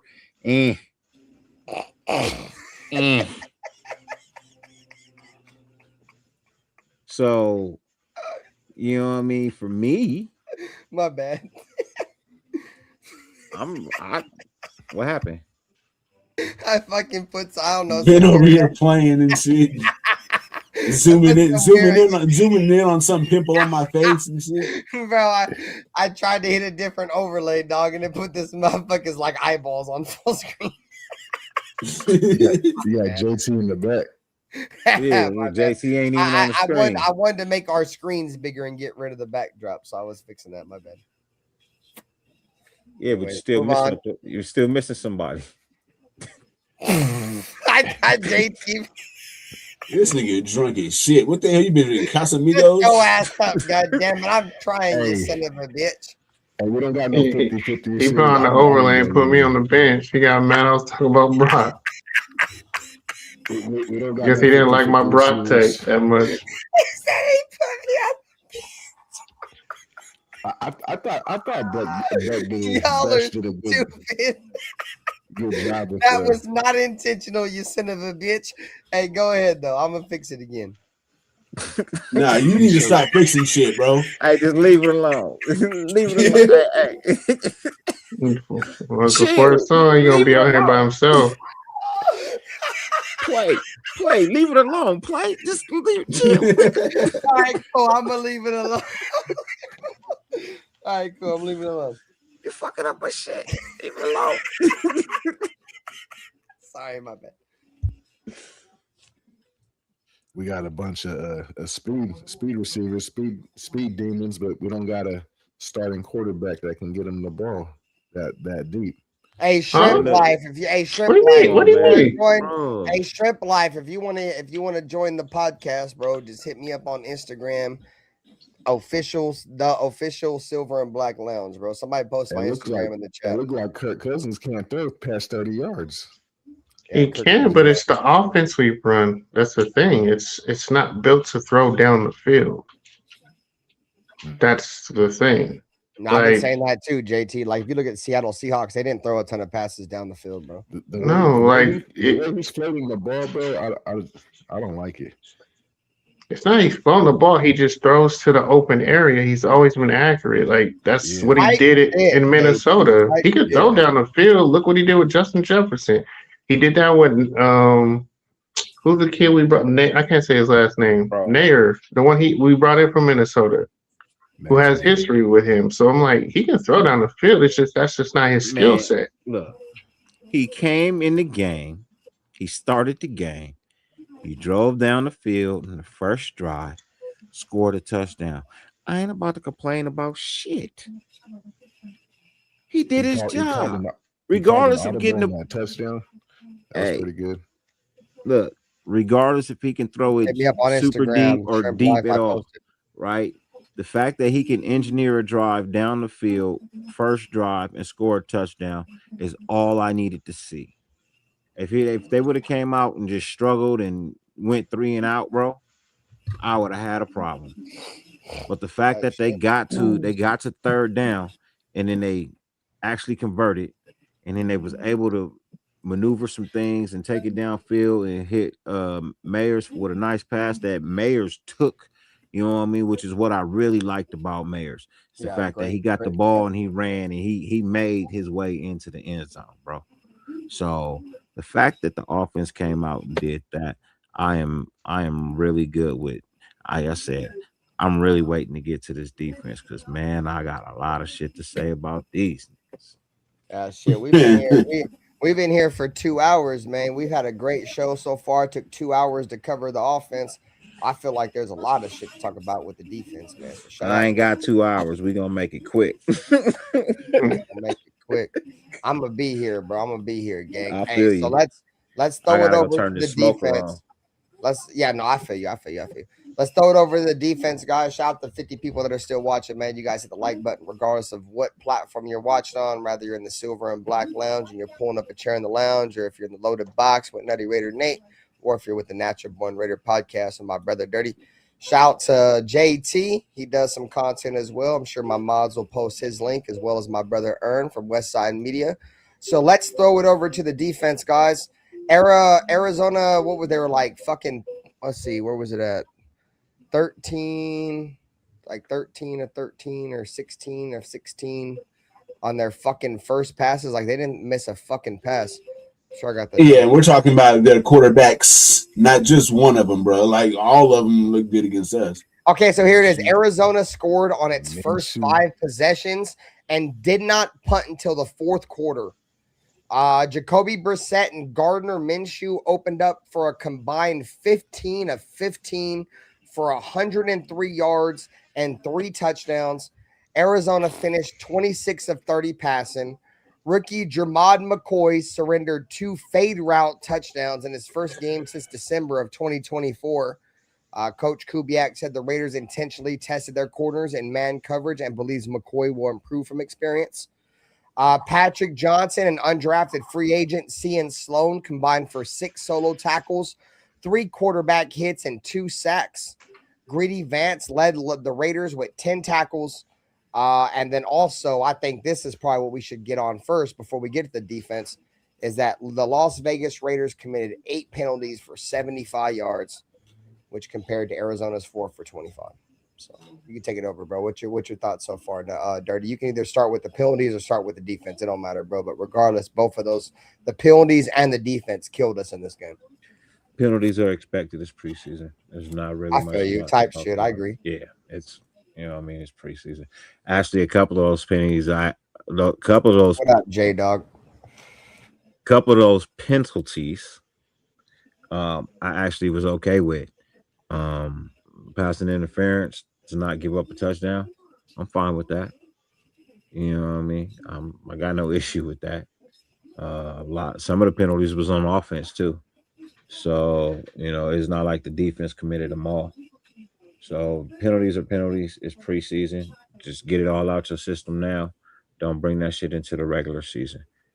Let's get into the meat and, let's get to the nitty gritty, the meat and the bones of the true story of last night. Because in all actuality, bro, the offense wasn't bad. Looking at our starting lineup and our backups, I'm okay with going into the season with that. This defense, though, on the other hand, backups is something to be desired, bro. The starters look okay. Yeah, they gave up a touchdown, but for the most part, the starters, they look decent. You know what I mean? You kind of got to get a full game in. They kind of came in just like, a couple plays, and then they were gone. The defense got to tighten up. The defense was supposed to be the bright spot of this. You know what I mean? The defense was supposed to be what we built. You know what I mean? They were supposed to be the cherry on top of what we was trying to achieve. I really didn't see any of that yesterday, bro. Jamal McCoy, I didn't really see too much of. You know what I mean? Woo! Masses, boy. Shit, man.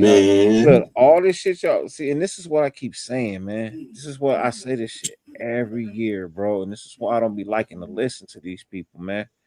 All these people who go to camp and tell us, oh, Blase Blah is looking real good. He looked like he can, and then they get out in the preseason game and you don't see that. So what are y'all looking at? Because I'm not. I mean, the offense held up the battle, but no, the defense definitely looked terrible. And that's what I'm saying, bro. Like everybody keeps saying, "Oh, the defense looks so nice." You know what I mean? Okay, cool. Well, damn it, why I didn't see that last night? Gardner Minshew. My biggest carved up the defense, bro. Gardner Minshew carved us like turkey last night, bro. Like he was serving Thanksgiving dinner. Hey, Dirty. Let me give the defense just a little bit of grace, right? So while they did look awful in pass coverage, like absolutely atrocious, like as far as like in man-to-man, Masses and McCoy in particular, we are playing the most vanilla of vanilla defenses right now due to it being the preseason, because we don't want to show anything. So How, Sway? I mean, I said it. I said it before we started the topic, Dirty. Kubiak and Rob Leonard made a statement saying that they literally came out and wanted to play their corners in man-to-man coverage in this game just to see how they hold up. Mm-hmm. So they said that, How, Sway? They just wanted to see how they. I mean, obviously there wasn't a bunch of scheme put into it, but they wanted to come out here. They wanted to put mano y mano, and they wanted to see how their corners held up. The biggest issue I took from the defense, to be honest with y'all, Darian Porter looked good. We had all that hype about the mainly the secondary, right? I didn't see any aggression from the secondary. They were just sitting back and let everything happen, bro. And I didn't like that. Like Joe Woods came up here, Rob Leonard came up here, like multiple guys in the press conference was like, we're preaching turnovers, we're preaching aggression. Bro, I seen fucking Patrick Graham's secondary all over again in that game, dude. You feel me? Like they were just sitting back and letting things happen and rallying tackle. And that's cool. Playing that's 7 cool and 10 yards off. Yeah.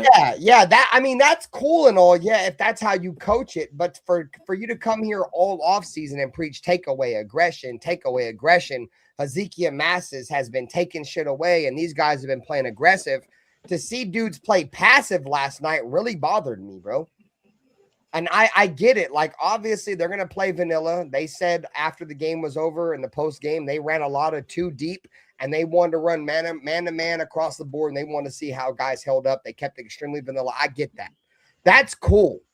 I get that. But the mindset that I thought this team had, and the mindset that was preached all offseason of that we're going to go and get the ball regardless if we get beat or not, I seen more guys worried about getting beat than I seen more guys focused on taking the ball away, if that makes any sense. Pittsburgh's defense looked good yesterday.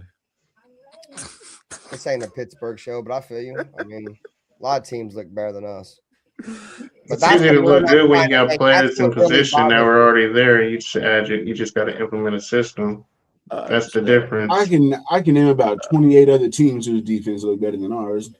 I'm just saying. I mean, did you guys really think our defense was going to be good? If you guys thought our defense was going to be what? good this year, I have some oceanfront property in Arizona right now, dog. Nah. They were selling us that the defense was going to be good. They went out and spent all this money on linebackers. You believed it. No, I didn't necessarily believe it. I believe that it was a possibility they could be halfway decent. I didn't. You got like a top 10 as far as salary on defense. Yeah, I know. How many times have we had a top whatever salary in defense, Nutty Ray or Nate, and we suck? This ain't the first time we've had a top salary in defense and we sucked. Past with Derek Carr, we didn't really care about the defense. I feel like. I mean, before Derek, though, the Raiders they had invested in the defense, bro. A lot of those dudes were ass. Threw some money in here. I mean, I hear you, bro, but still, regardless, money factored in or not, bro. Like in my opinion, I thought this defense was going to be terrible, bro. Like every corner on our team has been on this team for 1 year or less. There's no camaraderie, no chemistry in the secondary, dude. In all honesty, camaraderie and chemistry goes a lot further than anything else. These dudes don't really trust each other. It's how I can say it. Like they do. That's not true. Darian Porter was here last year. That's what I'm saying. Dirty 1 year. That's why I said 1 year, bro. All these dudes been together for 1 year or less. These dudes don't really trust each other yet, bro. That shit takes time. Nakobe Dean and Quay Walker, they can be good, but you guys think they're going to be fucking lights out day one? No, probably they not. got history. They should be good. College and again, when they came in, they weren't the biggest problem. It was Eckenberg and Eichenberg. I expected aggressive. We didn't get no aggressiveness yesterday. No, you got watered down football yesterday from them, bro. I expected more aggressive. You know what I mean? But the aggression wasn't supposed to be in the first teams. Like where was Kieran Crawford The aggression is supposed to be in the second teams from the people who are trying to make the team. He's terrible. Nakobe Dean and Walker, they didn't even have to play. You know, they're already locked in. They are locked in, bro. The aggression needs to come from the guys who are still trying to make this team. And unfortunately, some niggas was over aggressive, like the penalty on, was that Eichenberg or was that Etchenberg? It was one of the Bergs, right, where he tried to punch the ball out after the whistle. Eichenberg. Like, come on, man. Yeah. It's like, come on, man, bro. Like, come on. You didn't need to do that, bro. You don't need to do that. You just gave them a first down for no damn reason because you look like you punching the player. So I mean, come on, man. Like, and that was a bad one, bro. He looked like he was talking about taking a swing, bro. It was 3 seconds after the whistle was the problem. Yeah. It's like, do their aggression during the play, not after the play when everyone's fucking down. That's what I'm saying. Where's channel that aggression and put it, you know what I mean, where it matters, bro. You after the play trying to, and bro, you cocked back and wound up and threw a hell of a punch at that ball, bro. Like Deontay Wilder punch. And the ref who threw the flag, threw the flag can't see that you're punching the ball because he's standing behind you. He has no view of what you're swinging at. And that's why you got the flag. But that's what I'm saying. Like, bro, Tommy, how do you fix that as a coach? Sure, he definitely threw a punch, bro. Hey, Cody Lindenberg looked solid, though. I ain't gonna lie. He looked decent. I liked what I saw from Cody Lindenberg, but they was definitely picking on Tommy Eichenberg. You know what I'm saying? And back to what I was saying about Kieron Crawford, bro. Where the fuck was Kieron Crawford at, bro? They had fucking Cian Sloan and the other dude that I mentioned earlier, bro, that was outperforming Vance looked him. good yesterday. I'll give Vance some credit. He looked better. Nah, Greedy Vance looked good. He looked better. Greedy Vance has been hooping in training camp. You know what I'm saying? Like, he's got Fernando Mendoza's only got 2 interceptions in training camp, and both of them have been against Greedy Vance. So, you know, that's one thing I'm excited for Greedy Vance. Like, I mean, he looked out there and he took it to the field. I've been wondering if this kid was going to show up, and it looks like he's starting to show up. So I look forward to seeing but past that, bro, like, I like what I saw from Darian Porter. He do look improved. I wanted to see if the kid was going. Everybody was saying he has improved, but we ain't really seen anything. So last night I looked at him, and he does look improved, and I like that. I applaud that. It means he's out there fighting for his job. Yeah, Reese, I remember that play. So, like, there's some nice parts of the defense, but that our depth is not good, bro. Our depth is not good. But I've been saying that. I've been saying our defense is us. I mean, not our defense, but our depth is us. At linebacker, we're extremely top heavy roster. Not so much safety and defensive line, but at linebacker and at corner, our depth is kind of bad, man. There's depth at corner, but there's not proven depth. There's bodies there. That's the difference. Exactly. There you go. There's bodies there. Well, hey, they're soft in the middle too. Soft. Yeah, outside of Tonka and Adam Butler. I mean, I'll show some love to Jordan Lawalu, but those three guys, Butler, bro. I'm a Butler guy too. Tonka they were getting fucking washed. It was bad. They didn't have to go get Vita Vea. That's what it is. Yeah. I mean, Tonka's too little. Tonka's quick. He's got a quick little burst, but he's too little. He's like a rotational piece.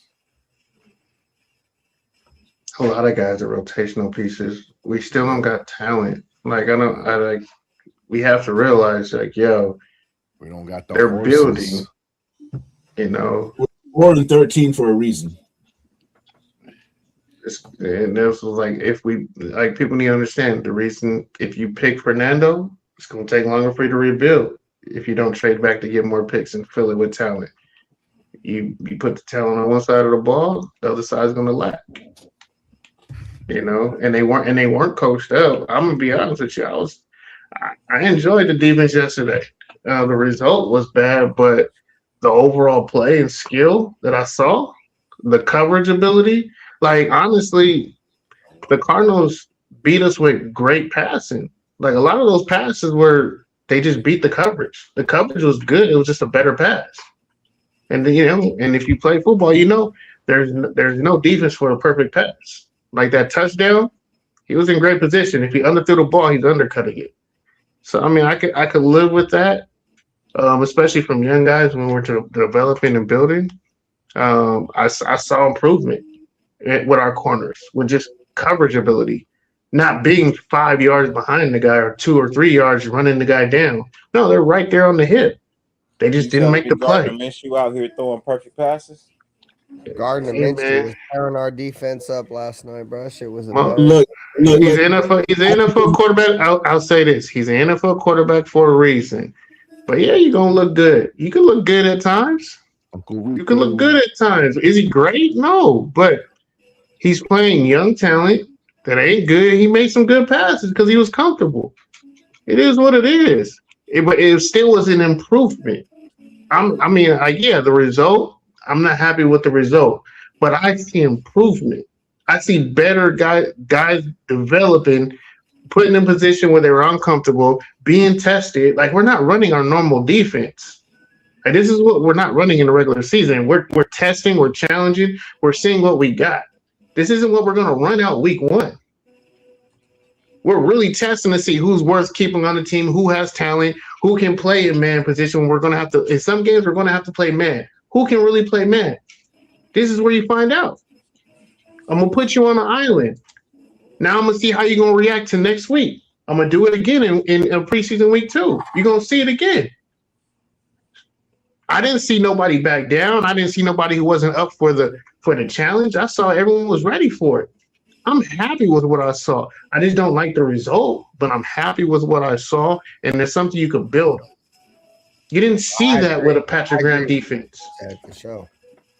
They wanted to go out there. That was the mindset, bro. They want to go out there and see how these DBs can compete, bro, because at the end of the day, it's all about competition, and you can't. I like that they didn't quit. You want me to give a round of applause because they didn't quit?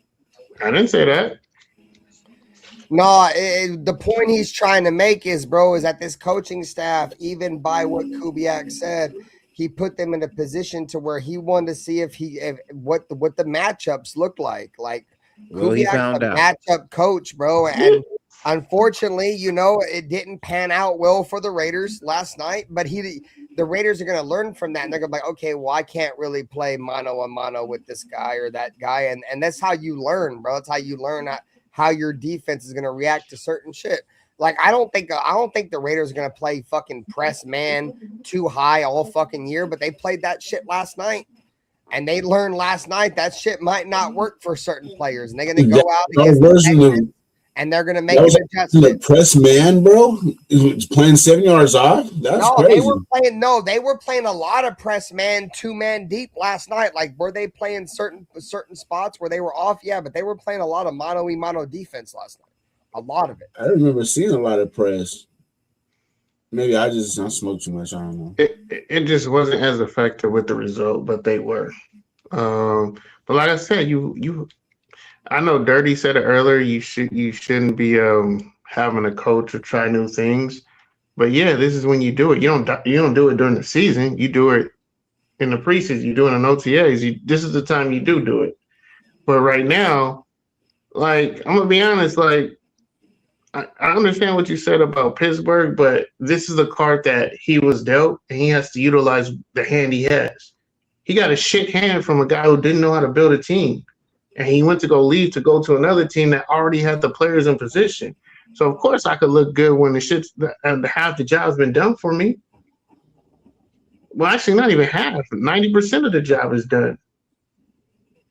So, yeah, they're building a defense. They're repairing a defense. They're fixing what you broke or what you refused to fix. So, yeah, it's going to take some time to actually figure it out and get the right pieces in position, to fix our board. Our board was broken. Shit, we didn't even have enough pieces on the board at times. We was having backups starting under Patrick Graham, like literal backups. One of my issues is the defensive tackle position, and we passed up on the game in the draft. We could have addressed it in the second round, and we decided to trade back, and the player we were supposed to draft actually ended up getting drafted by the team we're playing this week. So we're going to get a first-hand look at him. And then Stooks. Who is it, Nate? It's defensive tackle from Ohio State, I believe. Big boy. I mean, not McFadden. McDonald, I think. Yeah. No, I think we all know. But I mean, I think the O-line is going to hold up pretty well against them. Yeah. But I'm thinking more on our end. Who we ended up taking. We gotta see how that works out. But Stooks. I wasn't really. I haven't really been hearing a lot of good things about him in camp, and then I didn't really see a lot in this game either. So he wasn't very. Yeah. Like hearing good things at camp is like Dirty said, I take with a grain of salt at times because a lot of times you hear a lot of great things from people and they don't show diddly crap in the season.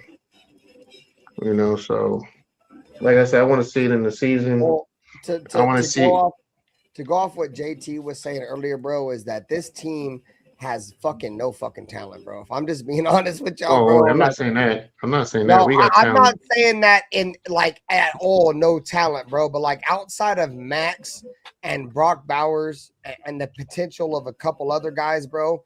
Ashton Jeanty. 95% of this fucking roster is a backup on another team, bro. And that's why I feel like motherfuckers just need to tamper y'all expectations a little bit, bro. You feel me? So let me just come off the dome with a couple of guys that might be a starter on another team, right? You got, Fernando, right? That's probably going to start on the team. Ashton Jeanty, Brock Bowers, Max Crosby, Eric Stokes, JPJ, Colton Miller, Tyler Linderbaum. And then everybody else, bro, in all honesty, has a firm fucking argument. Nakobe Dean and Quay Walker.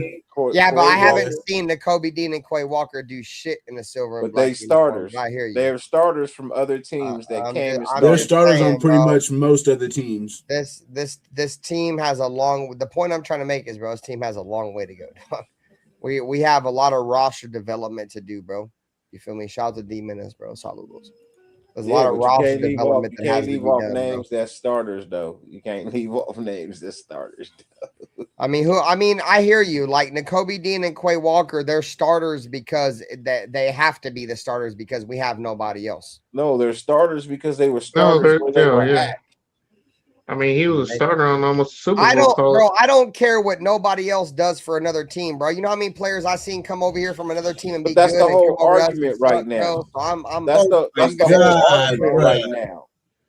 That's the whole argument right now, though. You're saying that the other players would be starters on other teams. Okay. So you know what I mean? You have to put those in there because they came from other teams as starters to be starters here. I hear you. So if they went somewhere else, they'd be starters. Yeah. And they're a starter on better teams too.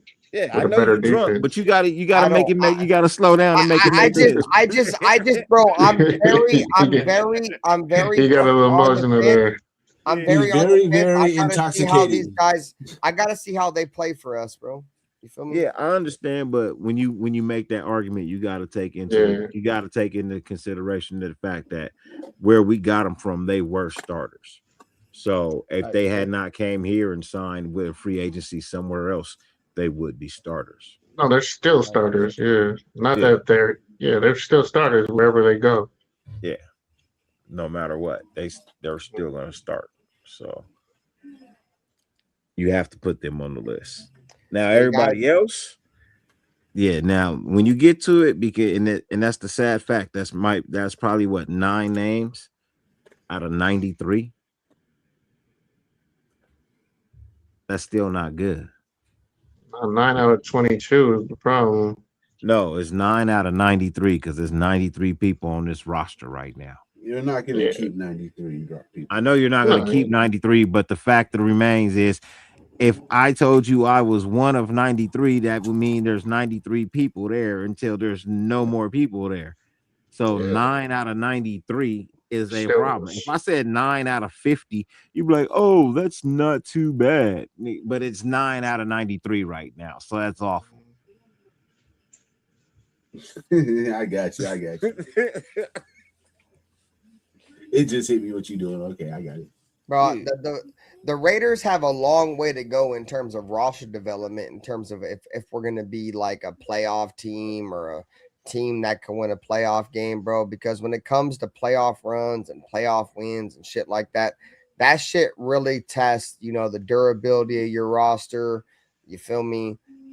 So like I said, I have a lot of confidence in the Raiders roster outside of wide receiver and linebacker. Like I think we're good. Like I don't think we're like set in stone in terms of where we're gonna be at, forever. But I like the depth at corner. We got some young dogs at corner. I like the defensive line. Those guys will continue to get better. There's a lot of young dogs in the offensive line. Yeah, or the offensive line and defensive lines, bro. The quarterback. Man, I'm not okay. I'm not okay with corner, bro. Not at all. I'm absolutely I'm not okay. I'm just okay with the depth, bro. I think there's depth. I don't think anybody's okay with the. No, I'm not okay with the depth, bro. I'm absolutely We ain't got not. top end talent in the cornerback room, bro, but we got depth, bro. There's no top end talent. Is the point I'm trying to make. There's no talent over there.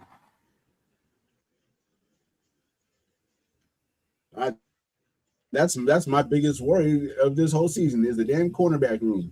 That's gonna get ugly. That's the last thing on my mind. Defensively, the only thing that really worries about me, bro, is the health of the linebackers, dog. That's it. I feel like I said, I think when it comes to the corners, you go back and look at Eric Stokes last year. He was like what when the quarterback rating when targeted. Don't take me exactly, bro. I don't have the number in front of me, but it's like sub 80. It's like 82, 80 something when targeted, right? That was Eric Stokes, and we all know how good Eric Stokes played last year, right? Well, fucking Darian Porter in limited snaps last year, and he got in more towards the end of the year. He was like 85 QBR when targeted. So just taking a perspective that Eric Stokes was 82 and Darian Porter in more of a limited role was around 85. That's a damn good fucking corner in his first fucking year, especially when you take in the fact that Darian Porter is a converted wide receiver that played like 8 or 9 games as a corner coming out of college that was expected to be a project player. He's supposed to be like this. Yeah, I think Darian Porter, he can develop, and I think he can be good for us. It's just the rest of everybody else that I haven't seen yet that concerns me. Like there's been high praise for Hezekiah.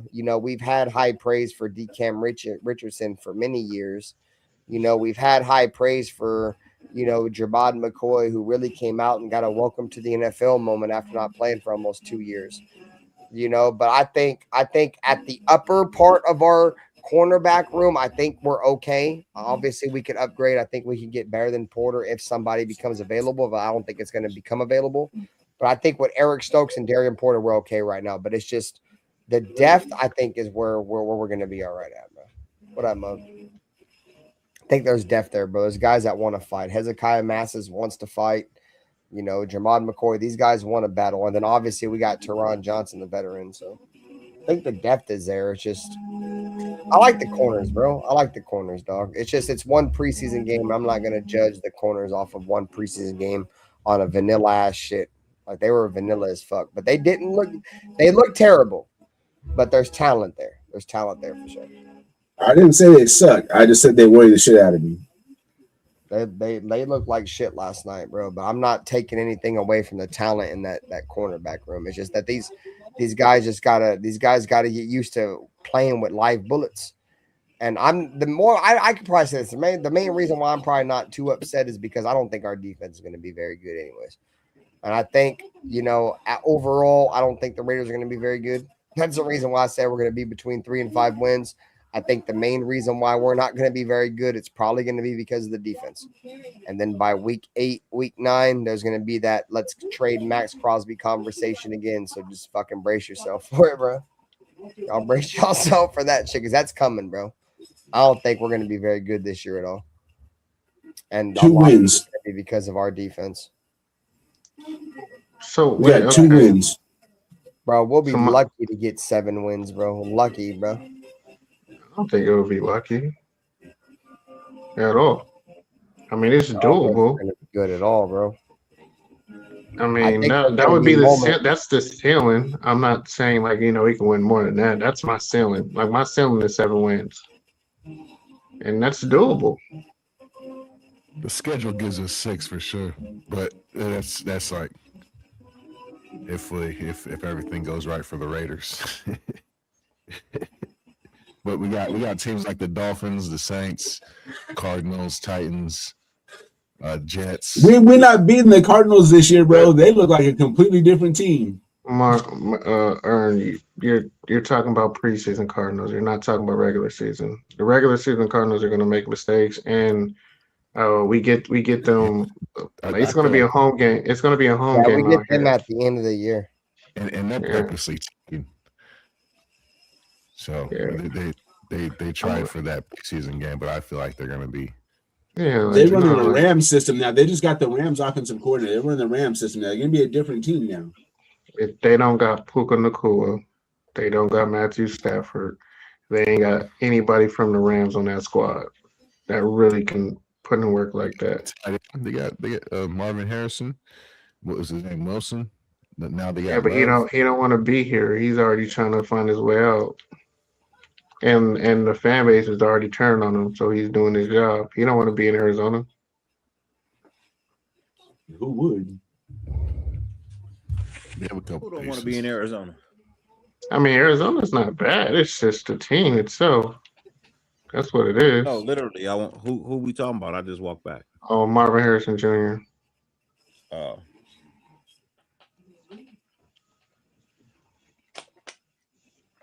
Hey, Love was playing like he want to be there. Who? That guy looks special. Jeremiah Love.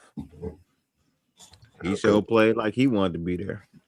Man, when you get paid like that, you do that, and you're gonna be the franchise guy, so you know you're gonna get paid even more.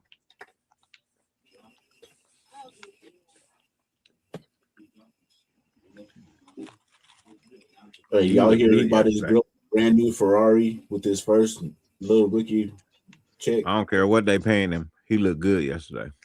Who? He did. Jeremiah Love. Oh man. Yeah, he was hurdling over our guys with ease. He looked good yesterday. That's all I'm saying. That's all I'm saying. He looked good yesterday. But Benito Jones had a chance to tackle him, and he shook him out of that tackle. Is that what you call a shake? I thought he broke that nigga ankles. He played the right team to look good against. Man. That nigga got AI.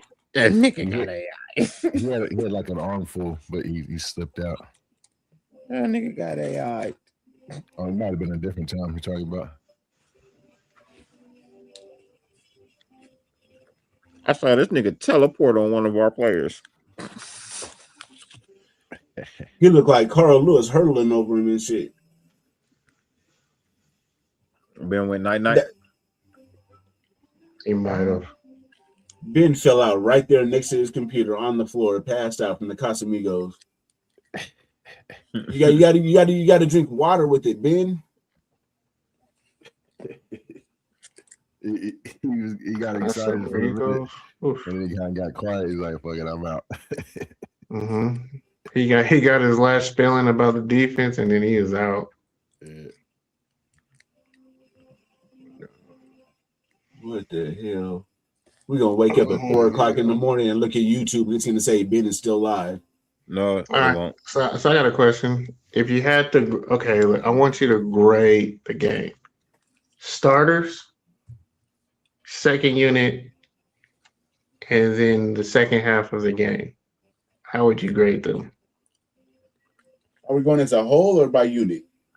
No, here's a classification. Ask the question again. So I want you to grade the 3 different grades. I want you to overall the game, but I want you to grade how the starters looked, how the second unit looked, and then the second half overall. And what I'm saying with the second half, how was the coaching, utilization of players, and just overall play, like the play calling ability. Like when it got down to like third and distance or third and short, how was the play call? Because that's a big thing that we have, play calling. They How lost. did that look? Fire them all. They lost. Yeah, I mean, I'm not. I don't look at it like that. And preseason is getting work done. It ain't about the result. But it wasn't. It really wasn't so much the play caller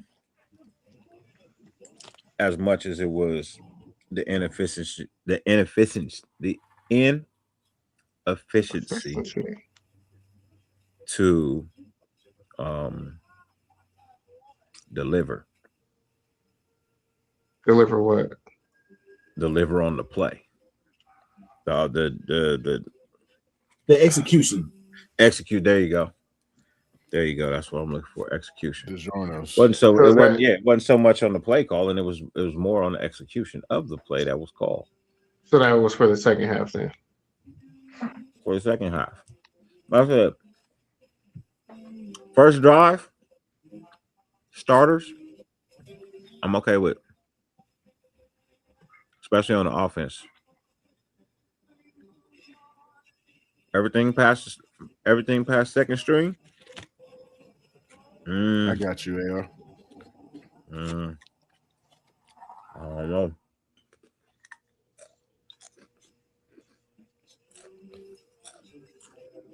AR, yeah. You got him? We taking turns? You done, Dirty? No, you got him? No, is he back there? He said he's coming up, but. All right. Oh, does he have a link? Send him the link. I think Panther sent him the link before he left. Yeah. Okay. Yeah.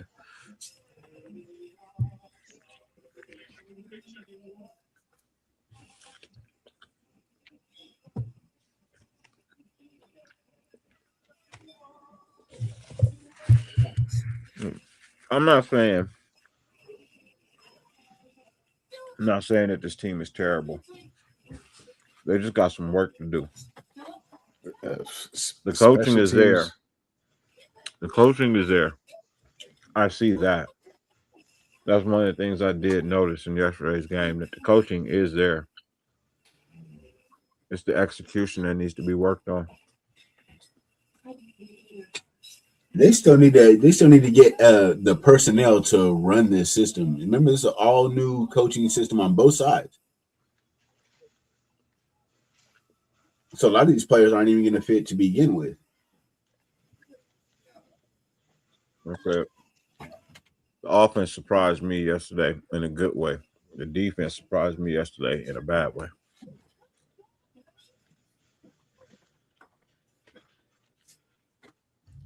Yeah, the defense doesn't get a passing grade from me all around. Not at all. Not at all. Doesn't matter what quarter you want to grade them in. It's either pass or fail, and they failed. Do not pass. I won't say they failed, but they damn sure didn't pass. They failed. We got a nail. They failed. I give them a C minus D.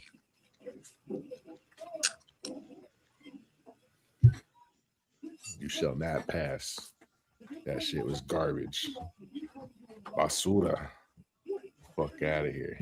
This motherfucker said, I'm not going to say they failed, but they damn sure didn't pass. Motherfucker, it's either or. Nigga, ain't no fucking. What is it, an incomplete? I'm glad you got that shit too. I was like, whatever. No, you can pass and still, Exactly. Incomplete. Incomplete, it can be a low D. It's passing, but it ain't good. Shit. You can't participate in some shit if you get one of those grades for sure. You take away some. Nah, not if you get A's and B's and other things. You kind of average out. If you average out, yeah. But if you got all D's, you fuck. Throw some D's. No, there's some A's on that. There's some A's on that report card. There are. That's why I can't fail them. I can't say they failed. Who got an A? Believe it or not. Not. I'm gonna give Darian Porter an A. Fuck no. I'm gonna give Darian Porter an A. And you know that them big words coming out my mouth. Well, fuck it. If that's what we're doing, I'm giving Hezekiah Masters an A too. Then shit. No, he did not get an A. He did not get an A. Stop that. Well, then Lucky Tarsi gets an A too. You got to play to get a grade, don't you? You got to play to get a grade. I think he did. He played for the Titans, and he beat the Niners. Didn't play for us. Yeah. He ain't set up with us. It don't count.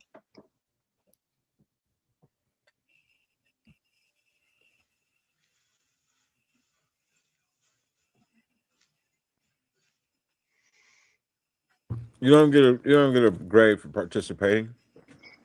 That's not how it works. You must not have been to the schools these days, bro. Yeah. I'm old school. I don't give out ribbons just because you're on the team. That don't happen. Yeah, so you know, some A's. There were some A's for efforts, some E's for efforts, since that's what to start with. But in all, this defense is incomplete. It's incomplete. Shit. It's not ready. It is not ready. It's incomplete. It needs to get its shit together. I kind of worry that it's too complicated for some of these guys, because you hear them talking in the press conferences, and a lot of them are like, yeah, they got us doing a lot of different stuff. I love it. They're using me the correct way, and they'll say the right stuff. But if you read are these the young guys that they drafted, or are these the guys that have been here for a while? All over. And the problem for me is that that's lack of player development and you taking your craft seriously. So you might have to get your ass out of here. If you've been here for 5 years and you're telling me it's difficult to pick up on something. Things, JT, we don't have the horses. We don't have the players, the personnel yet, and that's why this year is an inventory year and see who's going to stick around. So that's why I'm not really tripping about the defensive players. Like, you're expendable on defense. Well, that's why. My thing is like they went heavy on offense. You know, they went with the offense first to rebuild. So I'm be grading heavily on the offense. They did it completely backwards. Say that again. They did it completely backwards. They went offense first. Why would you say that's backwards? I don't think so. I don't know. I feel like you got to have a serviceable defense before you can even think about you got to stop the other team from scoring before you can think about scoring. Every time the Raiders won the Super Bowl, we had a good defense. I mean, any team that wins a Super Bowl has a decent to good defense in reality, but you have to be able to put points on the board too. You have to be able to do both. My philosophy is build the defense first. Yeah. Man, I can't argue with that. I understand that. So let me show you an example of how it works in today's NFL. I mean, I'm pretty sure you already know, but look at the 49ers. What do they prioritize? They prioritize defense, and they're always in it. It's just always like an injury. They don't win, though. They don't win. They always get hurt. I mean, they don't sustain it, and they don't have enough offense to get them over the hump. So, I mean, like that's great. They look good during the regular season, but it doesn't win. You got to be able to overcome those deficiencies. You can't when you build all defense. And that goes to show you why you can't do it the Niner way. It works to an extent, but after that, it just fails. That's why they always come up short. One of the advantages of having a rookie quarterback, too, is that rookie contract. And we're not taking. I mean, that plays a part, but then you can see, like, Tom Brady didn't have a rookie contract. Patrick Mahomes didn't have a rookie contract. Matthew Stafford didn't have stop. Well, you got to stop with that shitty ass argument. Tom Brady. That's an excuse. Went in his rookie year, though, no? he didn't win in his rookie year. When he went to Tampa Bay, he wasn't in his rookie year. When he won later at New England, he wasn't in a rookie deal. Like, I mean, that works, yeah. But when was the last rookie deal quarterback to win the Super Bowl? Tom Brady's an anomaly too. Tom Brady took pay cuts, so that's not really a good example. Yeah, he gave a team favorable deal, but he still got paid on the back end. So like that whole rookie argument shit is like out the window. Well, that nobody else does that though, so that's definitely. I mean, it helps when it's your skill players, but not when it's your quarterback. So like that whole rookie quarterback deal, no, that's bogus. It's bullshit.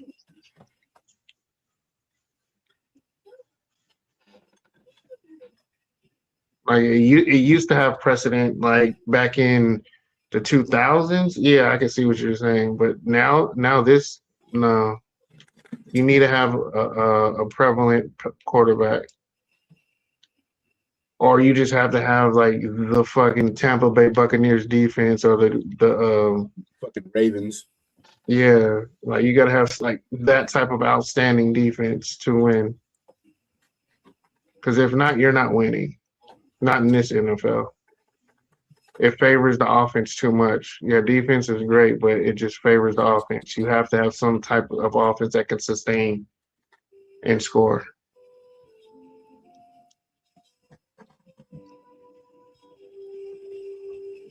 Do I like that? No, I don't like that, but it is what it is. You have to adapt.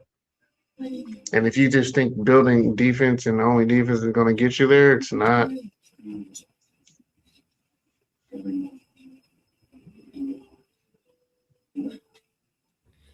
No, but the defense is. But the defense building all offense and completely neglecting the defense, I don't think that's not going to work. I don't think we're neglecting the defense.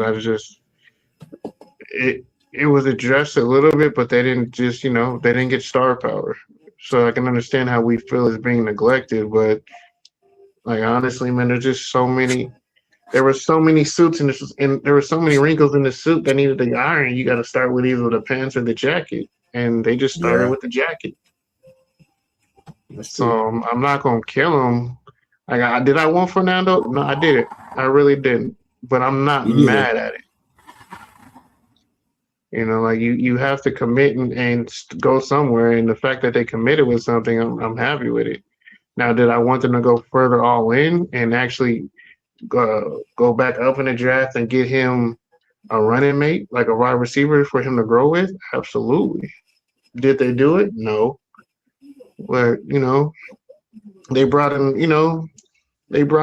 some talent with him that can grow. And we'll see how it is,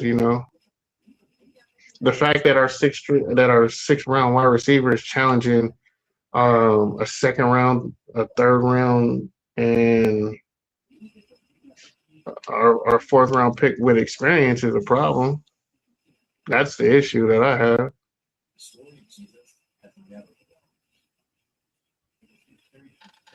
What round was Dante Thornton taken in?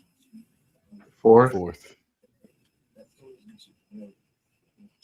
I had high hope for that guy, bro. Trey Tucker was in the third. Where was Naylor? No, Naylor undrafted. Everybody has high hope for Dante Thornton. That's the problem. I mean, instead of just letting the kid develop, we put so much pressure on him to be great, and he knows everybody's waiting for him to be a star, but nobody's. I told you, we're the only team that has no patience, bro. Zero patience. Yeah, we haven't had shit for 20, 30, fucking 80, fucking 10,000 years since before fucking Moses. That's why I say we're the only team that we really don't have any patience. Every other team in the NFL has had some semblance of success or a successful season. We've had two. So, no, that's just not enough. Now, I know there's teams that are bad. Just been bad always, bottom of the barrel. But still. Even they, Jets and Cardinals. Even they had spurts where they look good at certain points in time. Right, we just been bad for a while. Even those 2 years, you know what I mean, that we made the playoffs, I mean, we still look bad. We still got eliminated in the first round. I don't even really count those, really. That's why I say still look bad. Didn't get past the first round. So Yeah, but that was an overachieving team. I'm not gonna get mad at a team that overachieved. you can't.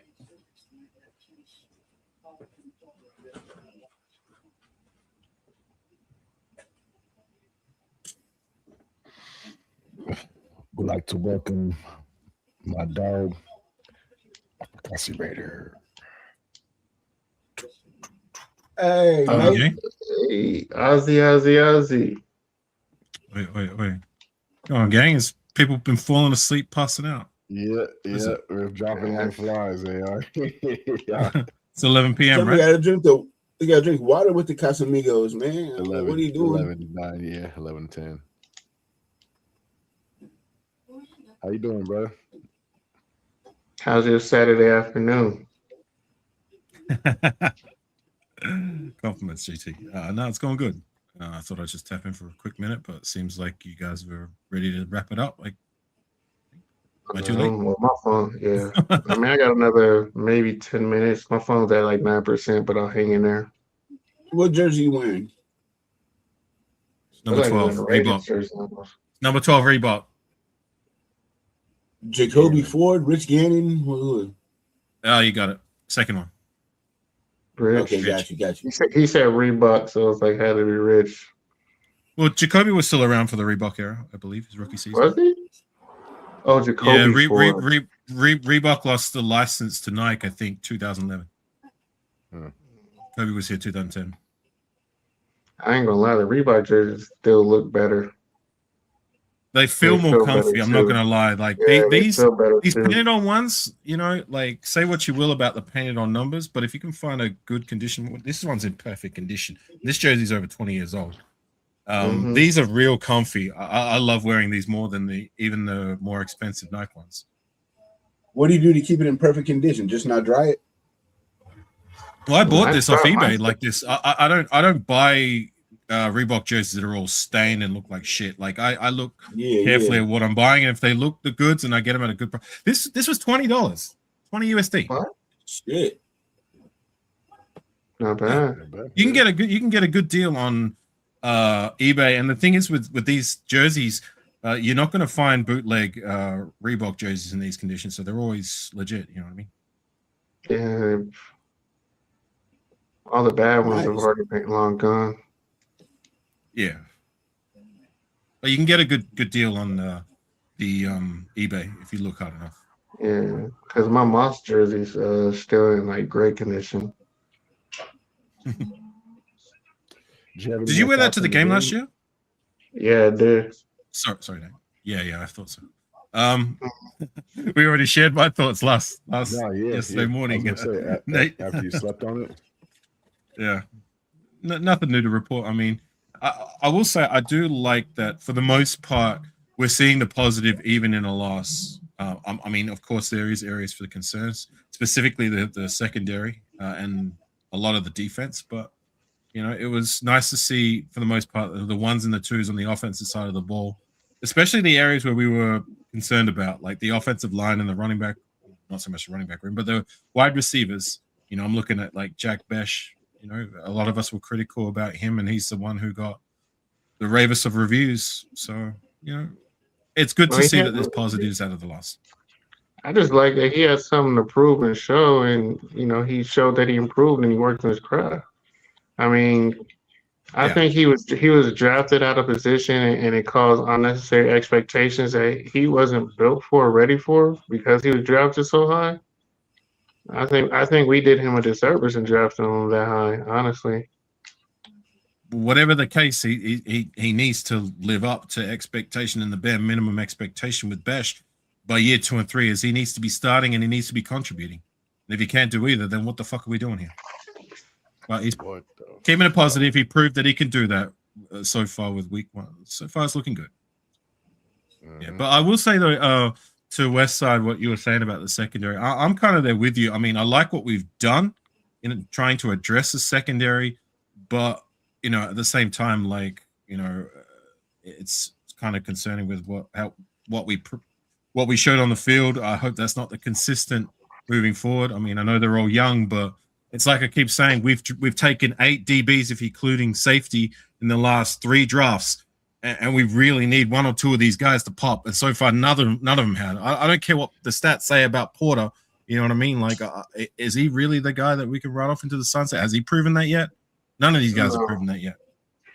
Yeah, you can change your mind later, but as of today, do you guys still think that McCoy is a first-round draft pick that we stole in the 4th round? He's been out of the league. He's been out of football period for a year. So he gets that concession. He gets that concession. Now, if he still looks exactly like this going into week 1, then it's going to be like, I don't know. But as long as we see some improvement like next week and the week after, then I'll be okay with it. To answer your question, Nate, no, he hasn't been. So, like, I'm looking at guys like DeCam Richardson and Darian Porter, like, year 2 and year 3 guys, like, Yeah, but are we really surprised how bad they look? No, like, I wasn't expecting much from them.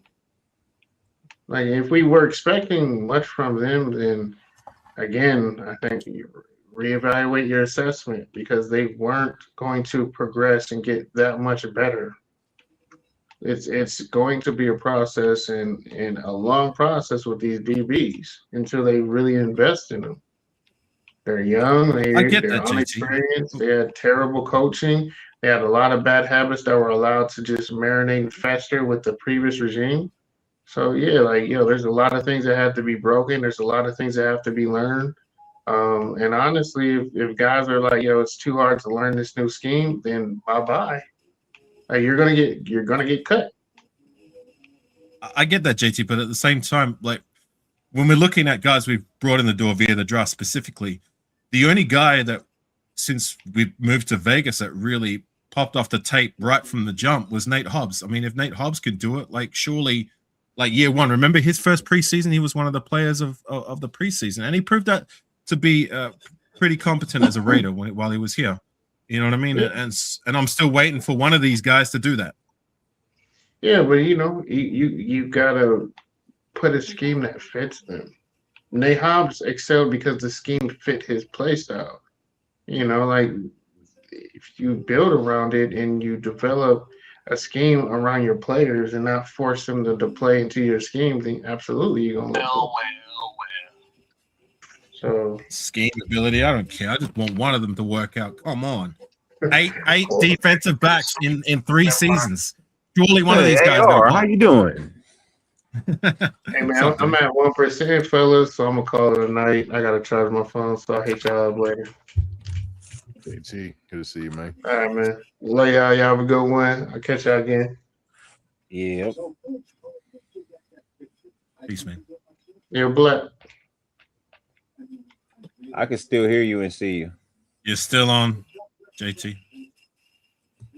You should just died. Maybe give him the boot, Nate. There you go. Yeah. Oh man, how you been, brother? Yeah, good. I thought you already settled. No, I just got here. I walked away for a minute. I'm actually I'm here trying to cook for tomorrow because I don't want to cook tomorrow. Well, don't mind me, man. I just came on to say hello. So if you guys were gonna cut it, then no, I'm as long as me or Nate is around, the studio is open. You know what I mean? The plan was till midnight, but yeah, Ben got drunk. Ben got drunk. I remember somebody need to send that man a can of water. His wife had to come in the stream.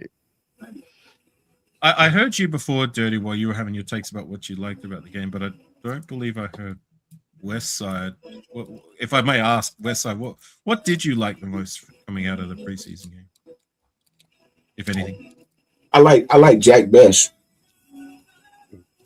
I like Jack Best a lot. I know everybody else not as up on him. Pause, however that sounds, as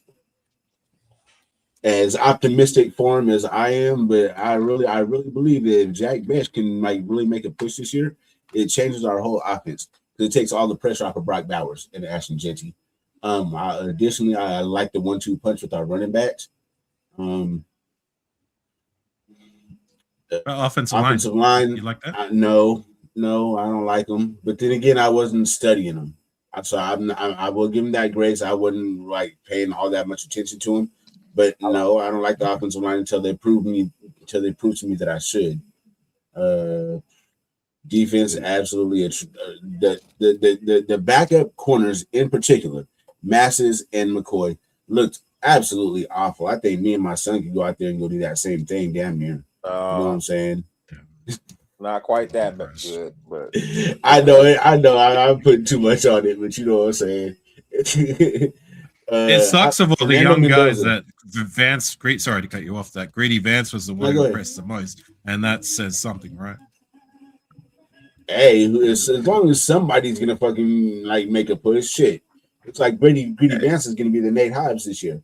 Darian Porter didn't look bad either, though. You know what I mean? Like the second year guys look like they learned something.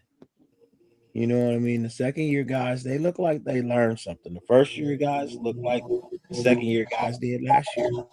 Awful. I want to see him making a play on that touchdown, though, man. I know it was mostly on pull him out, but you were one-on-one in coverage. Like, make a play. Come on, bro. You gotta at least go for the ball, man. You gotta at least make an attempt. See, I hate when people just let shit happen in front of them. It's like, dude, you could have put a hand up, you could have jumped, you could have did something. I'd rather PI crossing the field. Yeah, I'd rather you get a passing interference than give up a touchdown. He thought Palomar had his back, and he let off, and that's how he's. And he still caught up right there at the end, but too little, too late. Too don't count. No, it don't. Only in drive-bys and horseshoes. Shit, not even in drive-bys. You better fucking hit your target, or else you just shot and got the police. Almost counts in drive-bys, nigga. I almost got shot, but I didn't. Almost got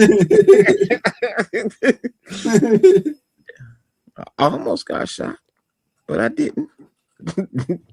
Yeah. I mean, if you look at it that way, yeah. Oh yeah. I like to look at the positives of things, the silver lining. And like I said, last night I did see, a small silver lining, and that's in the fact that the coaching staff here looks like they're already, pages ahead of where the coaching staff from last year was. This coaching staff, they mean business, bro. Did you see the look on Clint Kubiak's face that they was talking to him at halftime? Yeah, he's like, yeah, I seen some things, but not good enough. He just kept on saying not good enough. I was like, he said comes off as an asshole, but I mean that's what you want from your head coach. You ain't looking for Mr. fucking friendly, you know what I'm saying? No, it's not. I don't need the guy who's gonna play horse. You know what I mean? A game of but horse. you can't be too stubborn either, like Josh McDaniels. True. Yeah. I want somebody to come in here that's gonna lead the team in the right way, bro. Football is not a game for pansies, bro. It's not a game for pansies, bro. You know what I mean? This is a man's game. It's a kid's game played by grown ass men. That's what this game is. You know what I mean? And when you put grown ass men involved, this is now a grown man's game. We don't have time for pansies. You want Why to is be it when you catered say to? what you're saying, you sound like something from Any Given Sunday? I'm just saying, you want to be catered to? That sounds like Remember the Titans. Listen, it's not from any movie. Oh no, that's a mashup from a bunch of movies. If it's from any movie, it's probably it it would probably Coach Carter. be Police Academy. What the fuck? It No would goddamn probably fucking be- coaching movie. You guys running around here like a bunch of pansies. Can I ask a question since we're on the subject? Maybe just a little bit of a sidestep.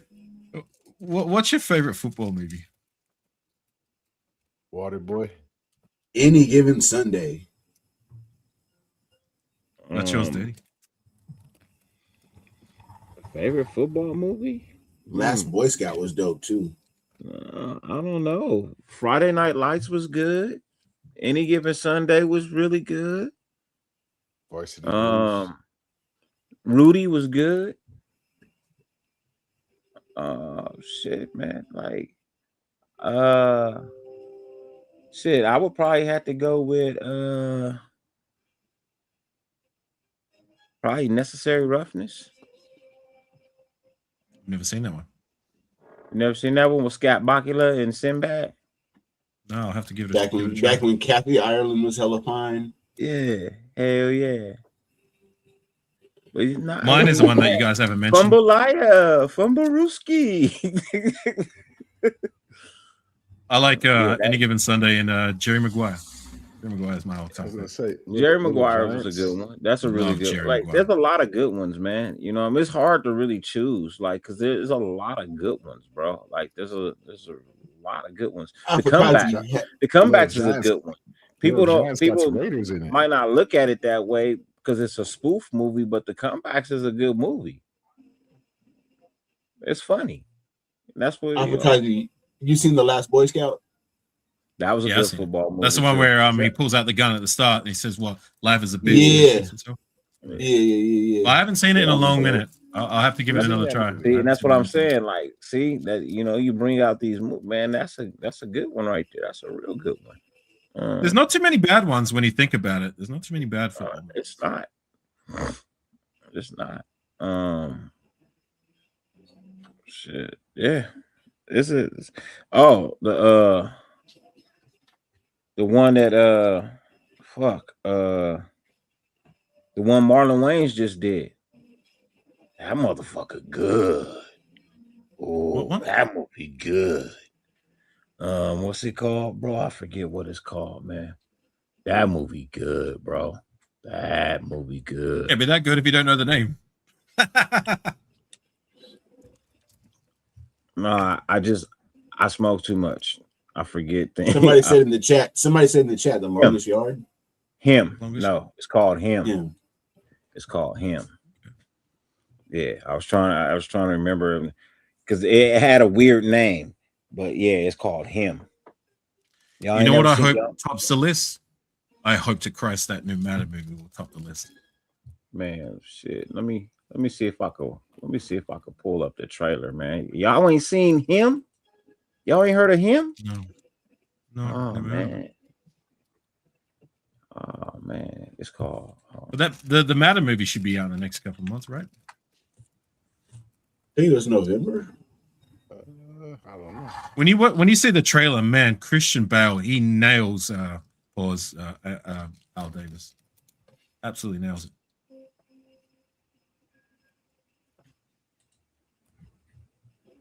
You don't think so, Westside, or you just thought it was? No, your pause moment. That's all. I said pause. I said big pause. You know what I meant. God damn it. Let me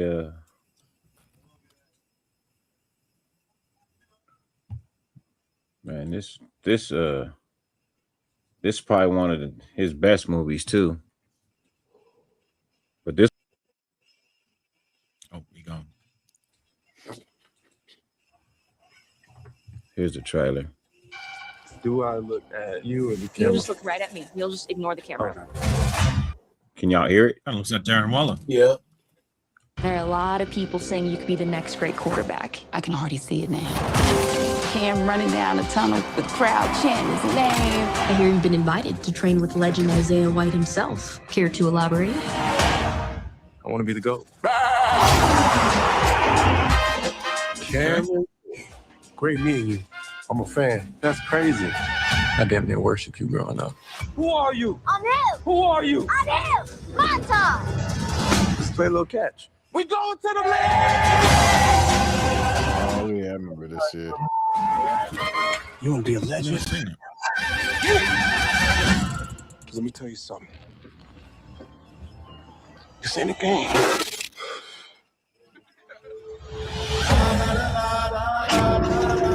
Who are they? Just gonna toss the ball around a little. You wanna hit this? You can't handle it.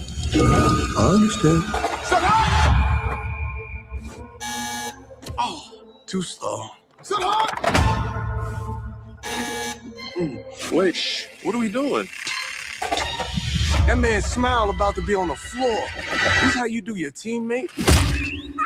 What is this? Set hard. He who loves enemies. Set hard. Set hard. Set hard. In this game, violence is rewarded. So learn to enjoy it. Get your shit together. Activate my hip. Cam, are you okay? I think something's off. You don't know what you're getting yourself into. Now we playing some football. Don't have to do this. Activate my hip. I've never been more certain of anything in my life.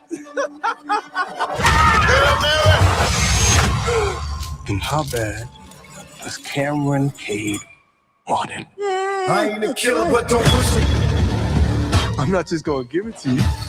You got to take it from me. I ain't a killer, but don't push it. What if I say no? Run. Think of it as a gift from the God. Killer, but don't push it. So what are you willing to sacrifice?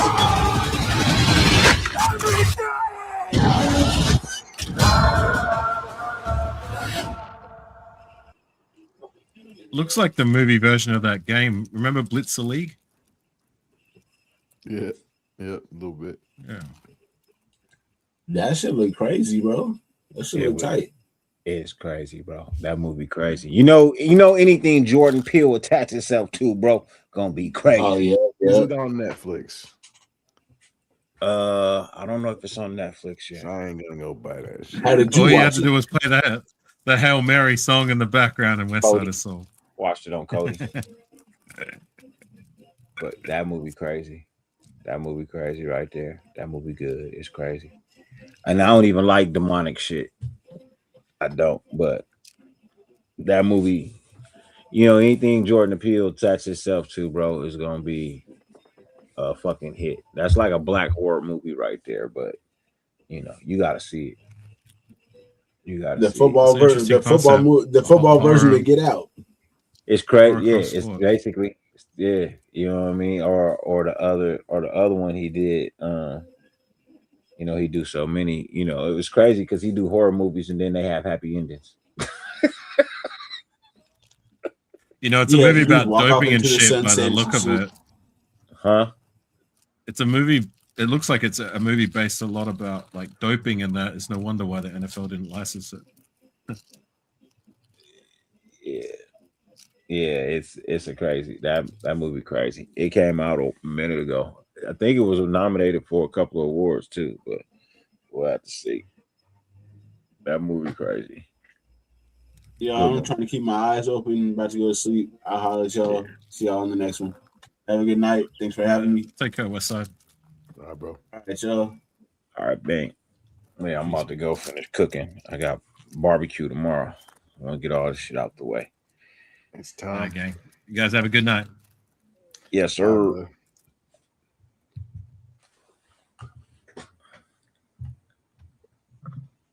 You got it. You go ahead and tell him. Do the spiel. Ladies and gentlemen, man, it's been a pleasure to have hung out with you, talk football with you for a minute, man.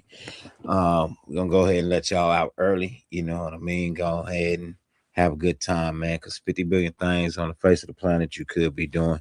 The fact that you allowed us to grace your screen for any amount of time is greatly appreciated. Whether you tuned into the Silver and Black Lounge, if you tuned in the Loaded Box, if you tuned into Natural Born Raiders podcast, or wherever you tuned in, Twitch, whatever, man. Hey, we appreciate you. We love you. You have yourself a wonderful, wonderful, wonderful weekend. I'm sure Ben will be back tomorrow to apologize for his early descent from the show. With that being said, Nutty Ready Nate, you got anything for him? I appreciate you guys. Catch me Sunday night, and then we're back next week. Yes, sir. Oh, and Monday morning, I'll be back Monday morning, 9 a.m. Running shows. Yeah. All right. Till then, I'll see y'all later, man.